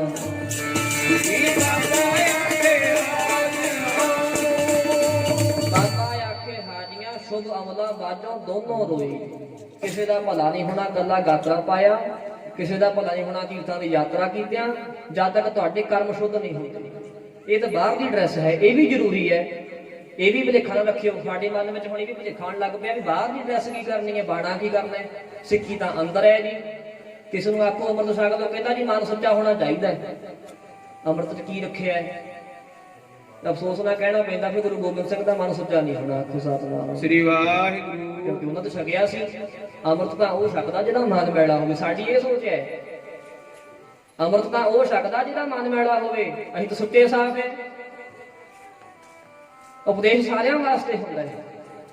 ਗੁਰੂ ਨਾਨਕ ਸਾਹਿਬ ਜੀ ਨੂੰ ਕਹਿਣ ਲੱਗੇ, ਕਹਿੰਦੇ ਸਾਡੇ ਨਾਲ ਚੱਲ ਕੇ ਨਮਾਜ਼ ਪੜੋ ਮਸੀਤ ਦੇ ਵਿੱਚ। ਫਿਰ ਜੇ ਤੁਸੀਂ ਕਹਿੰਦੇ ਹੋ ਸਾਰੇ ਬਰਾਬਰ ਨੇ, ਮਹਾਰਾਜ ਚੱਲ ਪਏ। ਨਵਾਬ ਦੌਲਤ ਖਾਂ ਆ ਗਿਆ, ਕਾਜੀ ਆ ਗਿਆ, ਸਾਰਾ ਸੁਲਤਾਨਪੁਰ ਲੋਧੀ ਚੱਲ ਪਿਆ। ਲੋਕਾਂ 'ਚ ਰੌਲਾ ਪੈ ਗਿਆ, ਨਾਨਕ ਨੂੰ ਮੁਸਲਮਾਨ ਬਣਾਉਣ ਲੱਗੇ ਨੇ। ਅੱਜ ਨਾਨਕ ਆਪਣਾ ਧਰਮ ਛੱਡ ਦੇਣ ਲੱਗਾ ਹੈ। ਨਮਾਜ਼ ਸ਼ੁਰੂ ਹੋਈ, ਉਹ ਨਮਾਜ਼ ਪੜ੍ਹਦੇ ਰਹੇ। ਗੁਰੂ ਨਾਨਕ ਸਾਹਿਬ ਲਾ ਕੇ ਬੈਠੇ ਹੱਸਦੇ ਰਹੇ। ਮਹਾਰਾਜ ਨੇ ਨਮਾਜ਼ ਨਹੀਂ ਪੜ੍ਹੀ। ਜਦੋਂ ਨਮਾਜ਼ ਪੜ੍ਹ ਹਟੇ, ਕਾਜੀ ਕਹਿਣ ਲੱਗਾ, ਕਹਿੰਦੇ ਨਵਾਬ ਨੂੰ, ਕਹਿੰਦਾ ਵੇਖਿਆ ਜੀ ਇਹਦਾ ਕਿੰਨਾ ਇਹ ਗੁਨਾਹ ਕਰਦਾ ਹੈ। ਲੋਕਾਂ ਨੂੰ ਕਹਿੰਦਾ ਫਿਰਦਾ ਵੀ ਨਾ ਕੋਈ ਹਿੰਦੂ ਹੈ ਨਾ ਮੁਸਲਮਾਨ, ਸਾਰੇ ਬਰਾਬਰ ਹੈ। ਇੱਥੇ ਬੈਠ ਕੇ ਨਮਾਜ਼ ਦੀ ਨੇ ਸਲਟ ਕੀਤੀ, ਬੇਇੱਜ਼ਤੀ ਕੀਤੀ ਹੈ, ਨਮਾਜ਼ ਨਹੀਂ ਪੜ੍ਹੀ। ਨਵਾਬ ਦੌਲਤ ਖਾਂ ਕਹਿਣ ਲੱਗਾ ਗੁਰੂ ਨਾਨਕ ਸਾਹਿਬ ਨੂੰ, ਕਹਿੰਦਾ ਜੀ ਤੁਸੀਂ ਨਮਾਜ਼ ਕਿਉਂ ਨਹੀਂ ਪੜ੍ਹੀ ਸਾਡੇ ਨਾਲ? ਮਾਰੇ ਕਹਿੰਦੇ ਕਿਹਦੇ ਨਾਲ ਪੜ੍ਹਦਾ ਮੈਂ? ਕਹਿੰਦੇ ਸਾਡੇ ਨਾਲ ਪੜ੍ਹਦੇ ਅਸੀਂ ਪੜ੍ਹਦੇ ਸੀ। ਮਾਰੇ ਕਹਿੰਦੇ ਕਿਹਦੇ ਨਾਲ? ਕਹਿੰਦਾ ਜੀ ਮੇਰੇ ਨਾਲ। ਮਾਰੇ ਕਹਿੰਦੇ ਤੂੰ ਇੱਥੇ ਸੀ ਨਮਾਜ਼ ਪੜ੍ਹਦੇ ਆ ਤੂੰ? ਕਹਿੰਦਾ ਜੀ ਇੱਥੇ ਸੀ, ਤੁਹਾਡੇ ਸਾਹਮਣੇ ਤਾਂ ਪੜ੍ਹੀ ਹੈ। ਮਾਰੇ ਕਹਿੰਦੇ ਗੱਲ ਸੁਣੋ, ਤੂੰ ਕਹਿੰਦਾ ਮੈਂ ਨਮਾਜ਼ ਪੜ੍ਹਦਾ ਸੀ ਨਾ ਤੇ ਮੇਰੇ ਨਾਲ ਪੜ੍ਹਦੇ। ਕਹਿੰਦੇ ਫਿਰਦਾ ਤਾਂ ਕਾਬਲ ਵਿੱਚ ਘੋੜੇ ਖਰੀਦਦਾ ਸੀ। ਆਖੋ ਸਤਿਨਾਮ ਸ੍ਰੀ ਵਾਹਿਗੁਰੂ। ਫਿਰਦਾ ਤਾਂ ਕਾਬਲ ਘਾਰ ਵਿੱਚ ਘੋੜੇ ਖਰੀਦਦਾ ਸੀ। ਉਹਨੇ ਹੱਥ ਜੋੜ ਲਏ ਨਵਾਬ ਦੌਲਤ ਖਾਨ ਦਾ। ਕਹਿੰਦਾ ਜੀ ਗੱਲ ਸੱਚੀ ਹੈ, ਮੇਰਾ ਸਰੀਰ ਇੱਥੇ ਹਾਜ਼ਰ ਸੀ ਪਰ ਮੇਰਾ ਜਿਹੜਾ ਮਨ ਸੀ ਨਾ ਉਹਦੇ ਸੱਚਮੁੱਚ ਕਾਬਲ ਵਿੱਚ ਫਿਰਦਾ ਸੀ ਘੋੜੇ ਖਰੀਦਦਾ। ਕਾਜੀ ਬੜਾ ਤੜਿਆ ਕਾਜੀ, ਕਹਿਣ ਲੱਗਾ ਬਾਬਾ ਇਹ ਤੇ ਇੱਥੇ ਹਾਜ਼ਰ ਨਹੀਂ ਸੀ, ਮੈਂ ਤੁਸੀਂ ਮੇਨਾ ਪੜ੍ਹ ਲੈਂਦੇ। ਗੁਰੂ ਨਾਨਕ ਸਾਹਿਬ ਕਹਿੰਦੇ ਢੱਗਿਆ ਰਹਿ ਭਾਈ ਤੂੰ। ਨਹੀਂ ਮਹਾਰਾਜ ਮੇਨਾ ਪੜ੍ਹਦੇ ਤੁਸੀਂ, ਮੇਨਾ ਕਿਉਂ ਨਹੀਂ ਨਮਾਜ਼ ਪੜ੍ਹੀ? ਮਹਾਰਾਜ ਕਹਿੰਦੇ ਉਹ ਤੇ ਕਾਬਲ ਵਿੱਚ ਘੋੜੇ ਖਰੀਦਦਾ ਫਿਰਦਾ ਸੀ। ਕਹਿੰਦੇ ਤੈਨੂੰ ਇਹ ਫਿਕਰ ਲੱਗਾ ਸੀ ਘਰੇ ਘੋੜੀ ਸੂਈ ਹੈ, ਕਿਤੇ ਵਿਸ਼ੇ ਦਾ ਕੁਝ ਡੱਕੇ ਨਾ ਮਰ ਜਾਏ। ਆਖੋ ਸਤਿਨਾਮ ਸ੍ਰੀ ਵਾਹਿਗੁਰੂ। ਹਾਜ਼ਰ ਤੂੰ ਵੀ ਇੱਥੇ ਨਹੀਂ ਸੀ। ਨਵਾਬ ਕਹਿੰਦਾ ਕਾਜੀ ਨੂੰ, ਕਹਿੰਦਾ ਜੀ ਕਿੱਦਾਂ ਹੈ? ਹੱਥ ਜੋੜ ਲੈ, ਕਹਿੰਦਾ ਜੀ ਗੱਲ ਤਾਂ ਇਹ ਵੀ ਸੱਚ ਹੈ। ਆਖੋ ਸਤਿਨਾਮ ਸ੍ਰੀ ਗੱਲ ਵਾਹਿਗੁਰੂ। ਤਾਂ ਇਹ ਵੀ ਸੱਚ ਹੈ। ਘਟ ਕੇ ਅੰਦਰ ਕੀ ਜਾਣਤ, ਭਲੇ ਬੁਰੇ ਕੀ ਈਰ ਸ਼ਾਨ। ਤੇ ਬੰਦਾ ਕਰਦਾ ਚਲਾਕੀਆਂ ਵੀ ਮੈਂ ਰੱਬ ਕੋਲ ਬੋਲ ਕੇ ਕਰਦਾ ਹੈ। ਮਾਰੇ ਕਹਿੰਦੇ ਨੇ ਅੰਤਰ ਬਹਿ ਕੇ ਕਰਮ ਕਮਾਵੇ, ਸੋ ਚਾਹੂ ਕੁੰਡੀ ਜਾਣੀਏ। ਇੱਕ ਨਹੀਂ ਦੋ ਨਹੀਂ 10 ਪੜਦੇ ਕਰਕੇ ਕਹਿੰਦੇ ਕਰਮ ਕਰਦਾ ਕੋਈ, ਉਹ ਤੇ ਅੰਦਰ ਬੈਠਾ ਵੇਖਦਾ ਹੈ। ਲੁਕੋਏਗਾ ਤੇ ਉਹਦੇ ਕੋਲੋਂ, ਉਹਨੂੰ ਤਾਂ ਸਾਰਾ ਹੀ ਪਤਾ ਹੈ। ਅਸੀਂ ਰੱਬ ਨਾਲ ਠੱਗੀ, ਰੱਬ ਨਾਲ ਦੋਸਤ ਚਲਾਕੀ ਮਾਰਦੇ ਕਰਦੇ ਹਾਂ। ਤੇ ਮਾਰੇ ਕਹਿੰਦੇ ਨੇ ਚਤੁਰਾਈ ਸਿਆਣਪਾਂ ਕਿਤੇ ਕੰਮ ਨਾ ਆਈ ਜਾਏ। ਚਤੁਰਾਈਆਂ ਸਿਆਣਪਾਂ ਕਿਸੇ ਕੰਮ ਨਹੀਂ ਆਉਂਦੀਆਂ। ਤੁਸੀਂ ਜਪਜੀ ਸਾਹਿਬ ਦਾ ਪਾਠ ਕਰਦੇ ਸੁਣਦੇ ਹੋ ਨਾ ਜੀ। ਜਪਜੀ ਸਾਹਿਬ ਦੀ ਪਹਿਲੀ ਪੌੜੀ ਵਿੱਚ ਇੱਕ ਸ਼ਲੋਕ ਹੈ, ਵਾਹਿਗੁਰੂ ਪੌੜੀ ਵਿੱਚ ਇੱਕ ਪੰਕਤੀ ਹੈ, ਉਹ ਕਿਹੜੀ ਹੈ? ਸਹਿਸ ਸਿਆਣਪਾਂ, ਬੋਲੋ ਸਹਿਸ ਸਿਆਣਪਾਂ ਲੱਖ ਹੋਏ ਤਾਂ ਇੱਕ ਨਾ। ਕਹਿੰਦੇ ਇੱਕ ਨਹੀਂ ਦੋ ਨਹੀਂ ਲੱਖਾਂ ਸਿਆਣਪਾਂ ਹੋਣ, ਰੱਬ ਦੇ ਘਰ ਵਿੱਚ ਇੱਕ ਨਹੀਂ ਚੱਲਦੀ। ਆਖੋ ਸਤਿਨਾਮ ਸ੍ਰੀ ਵਾਹਿਗੁਰੂ। ਉੱਥੇ ਇੱਕ ਨਹੀਂ ਚੱਲਦੀ ਹੈ। ਕਿਹੜੀਆਂ ਸਿਆਣਪਾਂ ਦੀ ਗੱਲ ਕਰਦੇ ਹੋ? ਚਤੁਰਾਈ ਸਿਆਣਪਾਂ ਕਿਤੇ ਕੰਮ ਨਾ ਆਈਏ, ਤੁੱਠਾ ਸਾਹਿਬ ਜੋ ਦੇਵੇ ਸੋਈ ਸੁਖ ਪਾਈਏ। ਸੁਖ ਕਰਮਾਂ ਦਾ ਹੁੰਦਾ, ਸੁਖ ਸਿਆਣਪਾਂ ਦਾ ਨਹੀਂ ਹੁੰਦਾ। ਆਖੋ ਸਤਿਨਾਮ ਸ੍ਰੀ ਵਾਹਿਗੁਰੂ। ਸਿਆਣਪਾਂ ਦਾ ਨਹੀਂ ਹੁੰਦਾ। ਰੱਬ ਨਾਲ ਚਲਾਕੀ ਨੇ ਬਹੁਤ ਸਾਰੀ ਬੇਨਤੀ ਕੀਤੀ ਹੈ ਤੇ ਗੱਲ ਹਾਸੇ ਵਾਲੀ ਹੈ। ਕਹਿੰਦੇ ਕਿ ਕਿਸੇ ਬੀਬੀ ਨੇ ਗੁਰੂ ਘਰ ਪੱਖਾ ਸੁੱਖ ਲਿਆ ਵੀ ਮੇਰਾ ਆਹ ਕਾਰਜ ਹੋ ਜਾਏ। ਹੱਸਿਓ, ਗੌਰ ਨਾਲ ਸੁਣਿਓ ਜੀ, ਹੱਸਿਓ ਨਾ, ਗੱਲ ਕੰਮ ਦੀ ਵੀ ਹੈ। ਪੱਖਾ ਸੁੱਖ ਲਿਆ ਤੇ ਕਹਿੰਦੀ ਹੈ ਰੱਬਾ ਮੇਰਾ ਆਹ ਕੰਮ ਕਰਦੇ, ਮੈਂ ਤੇਰੇ ਘਰੇ ਪੱਖਾ ਚੜਾਵਾਂ। ਚਲਾਕੀ ਦੀ ਗੱਲ ਕਰਨ ਲੱਗਾ, ਮੈਂ ਚਲਾਕੀ ਬੰਦਾ ਕਿਵੇਂ ਕਰਦਾ ਹੈ। ਪੱਖਾ ਸੁੱਖ ਲਿਆ, ਸੀਗੀ ਕੰਜੂਸ, ਮਾਇਆ ਛੱਡਦੀ ਨਹੀਂ ਸੀ। ਉਹ ਜਦੋਂ ਕਾਰਜ ਉਹਦਾ ਹੋ ਗਿਆ ਤੇ ਘਰ ਦੇ ਗਿਆ ਕਰਨ ਬੀਬੀ ਹੁਣ ਫਿਰ ਸੁੱਖ ਪੂਰੀ ਕਰ, ਗੁਰੂ ਘਰ ਪੱਖਾ ਚੜਾਇਆ ਹੈ। ਉਹਦਾ ਹੌਸਲਾ ਨਾ ਪਵੇ ਵੀ 1500 2000 2500 ਦਾ ਆਉਣਾ ਹੈ ਵੀ ਇੰਨਾ ਹੁਣ ਮਾਇਆ ਕਿਹੜਾ ਕਿੱਥੋਂ ਕਦੇ ਸੁੱਖ ਸੁੱਖਣ ਲੱਗੇ ਨਹੀਂ ਦੇਖਦੇ ਆਪਾਂ। ਕਦੇ ਵੀ ਸੁੱਖ ਸੁੱਖਣ ਲੱਗਿਆ ਨਾ ਭਾਵੁਕ ਨਾ ਹੋਇਆ ਕਰੋ ਛੇਤੀ ਛੇਤੀ, ਜੋ ਮੂੰਹ ਆਇਆ ਫਟਾਫਟ ਕਹਿ ਦਿੱਤਾ। ਪੈਰ ਭਾਰ ਚੱਲਦੇ ਹੋਣ ਤੇ ਤਾਂ ਬੋਲੀਦਾ। ਉਹਦਾ ਹਿਆਲ ਨਾ ਪਵੇ ਤੇ ਇੱਕ ਦਿਨ ਬੜੀ ਖੁਸ਼ ਹੋਈ ਫਿਰੇ, ਬਹੁਤ ਖੁਸ਼, ਦੱਸਦੀ ਫਿਰੇ ਲੋਕਾਂ ਨੂੰ ਮੈਂ ਗੁਰਦੁਆਰੇ ਪੱਖੇ ਚੜਾ ਆਈ ਆ। ਆਪਾਂ ਨਹੀਂ ਕਰਦੇ, ਆਪਾਂ ਵੀ ਕਰਦੇ ਏਦਾਂ। ਫਿਰ ਮਾਲਾ ਲਿਆ ਕੇ ਗੁਰੂ ਸਾਹਿਬ ਦੇ ਅੱਗੇ ਰੱਖਿਆ, ਗ੍ਰੰਥੀ ਨਾਲ ਲਾਤਾ, ਸਾਰੇ ਪਿੰਡ ਚ ਰੌਲਾ ਪਾਉਂਦਾ ਫਿਰੂ ਜਿਹੜਾ ਗੁਰਦੁਆਰੇ ਹਾਜ਼ਰ ਮਾਲਾ ਲੱਗਾ ਉਹ ਮੈਂ ਚੜਾ ਕੇ ਆਇਆ। ਆਖੋ ਸਤਿਨਾਮ ਸ੍ਰੀ ਵਾਹਿਗੁਰੂ। ਤਕੜਾ ਹੀ ਹੈ ਕਿ ਜਿਹੜਾ ਮੈਂ ਵੀ ਨਾਲ ਚੱਕੀ ਫਿਰਦਾ ਹੈ, ਤਕੜਾ ਹੀ ਹੈ। ਉਹ ਰੌਲਾ ਪਾਉਂਦੀ ਫਿਰੇ, ਕਹੇ ਮੈਂ ਗੁਰਦੁਆਰੇ ਪੱਖੇ ਚੜਾ ਆਈ ਆ। ਘਰ ਦੇ ਹੈਰਾਨ ਵੀ ਬੀਬੀ ਦਾ ਇਹਦਾ ਹੌਸਲਾ ਕਿੱਥੋਂ ਪੈ ਗਿਆ, ਇਹ ਤੇ ਮਰੀ ਮੱਖੀ ਨਾ ਛੱਡੇ। ਕਹਿੰਦੇ ਬੀਬੀ ਕਿੰਨੇ ਪੈਸੇ ਲੱਗ ਗਏ? ਕਹਿੰਦੀ ਇੱਕ ਨਹੀਂ 5 ਚੜਾ ਕੇ ਆਈ ਹੈ। 5 ਮਾਈ ਤੂੰ ਤੇ ਇੱਕ ਨਾ ਚਾੜੇ 5 ਕਿੰਨਾ ਖਰਚ ਆ ਗਿਆ? ਕਹਿੰਦੀ 25 ਦੇ 5 ਆ ਗਏ, 5 ਵਾਲੇ ਹੱਥਾਂ ਚ ਰਲੇ 5 ਚਾੜੇ ਹੈਗੇ। ਆਖੋ ਸਤਿਨਾਮ ਸ੍ਰੀ ਵਾਹਿਗੁਰੂ। ਹੱਥ ਵਾਲੇ ਪੱਖੇ 25 ਦੇ 5 ਚਾੜੇ। ਕਹਿੰਦੀ ਮੈਂ ਸੁਣੋ ਕਿਹਾ ਸੀ ਕਿ ਦੂਜਾ ਚਾੜੋ ਪੱਖਾ ਹੀ ਚਾੜੋ ਹੈ। ਰੱਬ ਨਾਲ ਚਲਾਕੀ, ਉਹ ਗੱਲ ਸੁਣੋ ਏ। ਤੇਥੋਂ ਨਾ ਪਿੱਠ ਗਿਆ ਨਹੀਂ ਹੋਏ ਜਾਣਾ, ਦੁਨੀਆ ਨੂੰ ਠੱਗਣ ਵਾਲਿਆ।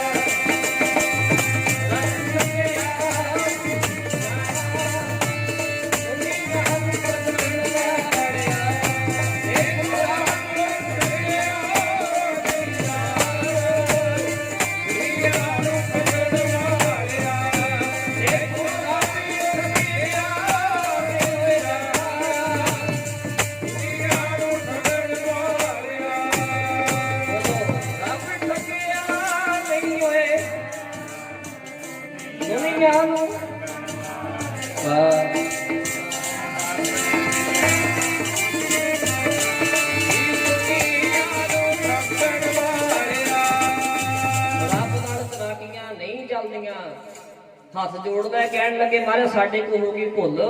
ਮਹਾਰਾਜ ਕਹਿਣ ਲੱਗੇ ਬਾਹਰ ਦੇ ਦਿਖਾਵੇ, ਬਾਹਰ ਦੇ ਕਰਮ ਕਰਦੇ ਹੋ ਕਰੋ, ਪਰ ਅੰਦਰੋਂ ਭਿੱਜ ਕੇ ਕਰੋ। ਨਮਾਜ਼ ਪੜ੍ਹਦੇ ਹੋ ਅੰਦਰੋਂ ਪੜ੍ਹਿਓ, ਨਿਤਨੇਮ ਸਿੱਖਾ ਕਰਨਾ, ਸਵੇਰੇ ਉੱਠ ਕੇ ਜਪਜੀ ਸਾਹਿਬ ਦਾ ਪਾਠ ਕਰਨਾ, ਭਾਵੇਂ 20-25 ਮਿੰਟ ਵਾਧੂ ਲੱਗ ਜਾਣ ਪਰ ਟਿਕ ਕੇ ਕਰੀ, ਸਮਝ ਕੇ ਕਰੀ, ਇਕਾਗਰਤਾ ਨਾਲ ਕਰੀ। ਤੇ ਸਾਡਾ ਤੇ ਹੁਣ ਸੁਭਾਅ ਇਹ ਬਣ ਗਿਆ ਜਿਹੜੇ ਅੱਜ ਦਾ ਸਾਡਾ ਪਤਾ ਕੰਮ ਕੀ ਹੈ, ਸਿੱਖ ਦਾ ਨਿਤਨੇਮ ਕਿੱਥੇ ਪੂਰਾ ਹੁੰਦਾ, ਬਿਸਤਰੇ 'ਚ ਉੱਠਿਆ, ਬਾਥਰੂਮ 'ਚ ਵੜਿਆ, ਜਪਜੀ ਸਾਹਿਬ ਦਾ ਪਾਠ 5 ਮਿੰਟ ਵਿੱਚ ਬਾਥਰੂਮ 'ਚ ਨਿਬੇੜ ਦਿੰਦੇ ਨੇ। ਆਖੋ ਸਤਿ ਸ੍ਰੀ ਵਾਹਿਗੁਰੂ। ਇਹੋ ਜਿਹੇ ਵੀ ਹੈ, ਸੱਚੀ ਗੱਲ ਹੈ ਜੀ, ਸੱਚੀ ਗੱਲ ਹੈਗੇ ਹੈ ਕਿ ਫਾਰਮੈਲਿਟੀ ਫਟਾਫਟ ਕੰਮ ਨਿਬੜਦਾ, ਛੇਤੀ ਛੇਤੀ ਛੇਤੀ, ਹਰ ਕੰਮ ਛੇਤੀ, ਹਰ ਕੰਮ ਛੇਤੀ, ਟਕਾ ਨਾਲ ਬਾਣੀ ਪੜਿਆ ਕਰੋ। ਅਸੀਂ ਘਾਟੇ 'ਚ ਪਤਾ ਕਿਉਂ ਜਾਂਦੇ ਆ, ਅਸੀਂ ਗੁਰਬਾਣੀ ਦਾ ਰੱਟਾ ਹੀ ਲਾਇਆ, ਬਸ ਰੱਟਾ ਹੀ ਲਾਇਆ, ਦੇ ਕੇ ਧੱਕਾ ਪੜੀ ਗਏ, ਸਮਝਿਆ ਨਹੀਂ ਲਿਖਿਆ ਕੀ ਹੈ, ਸਮਝਿਆ ਨਹੀਂ। ਇਸ ਤਰ੍ਹਾਂ ਗੁਰੂ ਨਾਨਕ ਸਾਹਿਬ ਜੀ ਸੱਚਖੰਡ ਵਿੱਚੋਂ ਅਕਾਲ ਪੁਰਖ ਦੇ ਕੋਲੋਂ ਮੂਲ ਮੰਤਰ ਲੈ ਕੇ ਆਏ ਸੀ। ਤੇ ਗੁਰੂ ਨਾਨਕ ਸਾਹਿਬ ਦਾ ਗੁਰੂ ਕੌਣ ਹੈ ਜੀ, ਬੋਲਿਓ ਹੁਣ, ਅਕਾਲ ਪੁਰਖ ਵਾਹਿਗੁਰੂ ਜੀ। ਆਖੋ ਸਤਿਨਾਮ ਸ੍ਰੀ ਵਾਹਿਗੁਰੂ। ਗੁਰੂ ਨਾਨਕ ਸਾਹਿਬ ਦਾ ਗੁਰੂ ਅਕਾਲ ਪੁਰਖ ਹੈ। ਤੇ ਫੇਰ ਮਹਾਰਾਜ ਕਹਿੰਦੇ ਨੇ, ਭਾਈ ਗੁਰਦਾਸ ਸਾਹਿਬ ਜੀ ਕਹਿੰਦੇ ਨੇ, ਬਾਬਾ ਪੈਂਦਾ ਸੱਚਖੰਡ ਨਾਨਕ ਨਾਮ ਗਰੀਬੀ ਪਾਈ, ਬਾਬਾ ਦੇਖੇ ਧਿਆਨ ਧਰ, ਜਲਤੀ ਸਭ ਪ੍ਰਿਥਵੀ ਦਿਸ ਆਈ। ਬਾਬੇ ਭੇਖ ਬਣਾਇਆ, ਉਦਾਸੀ ਕੀ ਰੀਤ ਚਲਾਈ, ਚੜਿਆ ਸੁਦਾ ਤਰਤ ਲਕਾਈ। ਫੇਰ ਗੁਰੂ ਨਾਨਕ ਸਾਹਿਬ ਜੀ ਨੇ ਸੁਲਤਾਨਪੁਰ ਲੋਧੀ ਦੀ ਧਰਤੀ ਤੋਂ ਸਾਧ ਸੰਗਤ ਜੀ ਉਦਾਸੀਆਂ ਕੀਤੀਆਂ, ਸੰਸਾਰ ਦਾ ਭਲਾ ਕਰਨ ਵਾਸਤੇ ਤੁਰੇ। ਉਹ ਆਖਰੀ ਧਾਰਨਾ ਪੜਾਂਗੇ, ਫਿਰ ਸਮਾਪਤੀ ਕਰਦੇ। ਜਿਹੜੇ ਹੁਣ ਤੱਕ ਨਹੀਂ ਬੋਲੇ ਸਾਰੇ ਗੁਣ ਪਾ ਦਿਓ, ਗੁਰੂ ਨਾਨਕ ਸਾਹਿਬ ਦੀ ਖੁਸ਼ੀ ਪ੍ਰਾਪਤ ਕਰਿਓ। ਕਰ ਕਾਰਨ ਗੁਰੂ ਨਾਨਕ ਆਇਆ, ਮਰਦ ਨੇ ਭਾਈ ਮਰਦਾਨੇ ਨੂੰ ਨਾੜ ਲਿਆ, ਸੰਸਾਰ ਦਾ ਭਲਾ ਕਰਨ ਵਾਸਤੇ ਸੁਲਤਾਨਪੁਰ ਲੋਧੀ ਦੀ ਧਰਤੀ ਤੋਂ ਚੱਲ ਪਏ। ਤੇ ਗੱਜ ਕੇ ਸਾਰੇ ਬੋਲਿਓ ਭਾਈ। ਕਲ ਤਾਰਨੇ ਗੁਰੂ ਨਾਨਕ ਆਇਆ,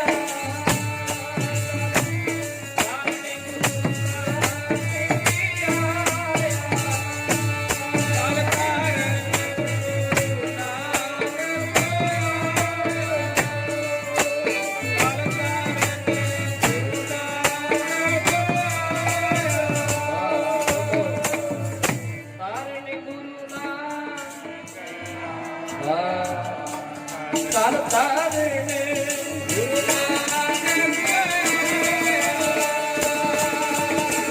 ਸਤਿਗੁਰ ਜੀ ਚੱਲ ਪਏ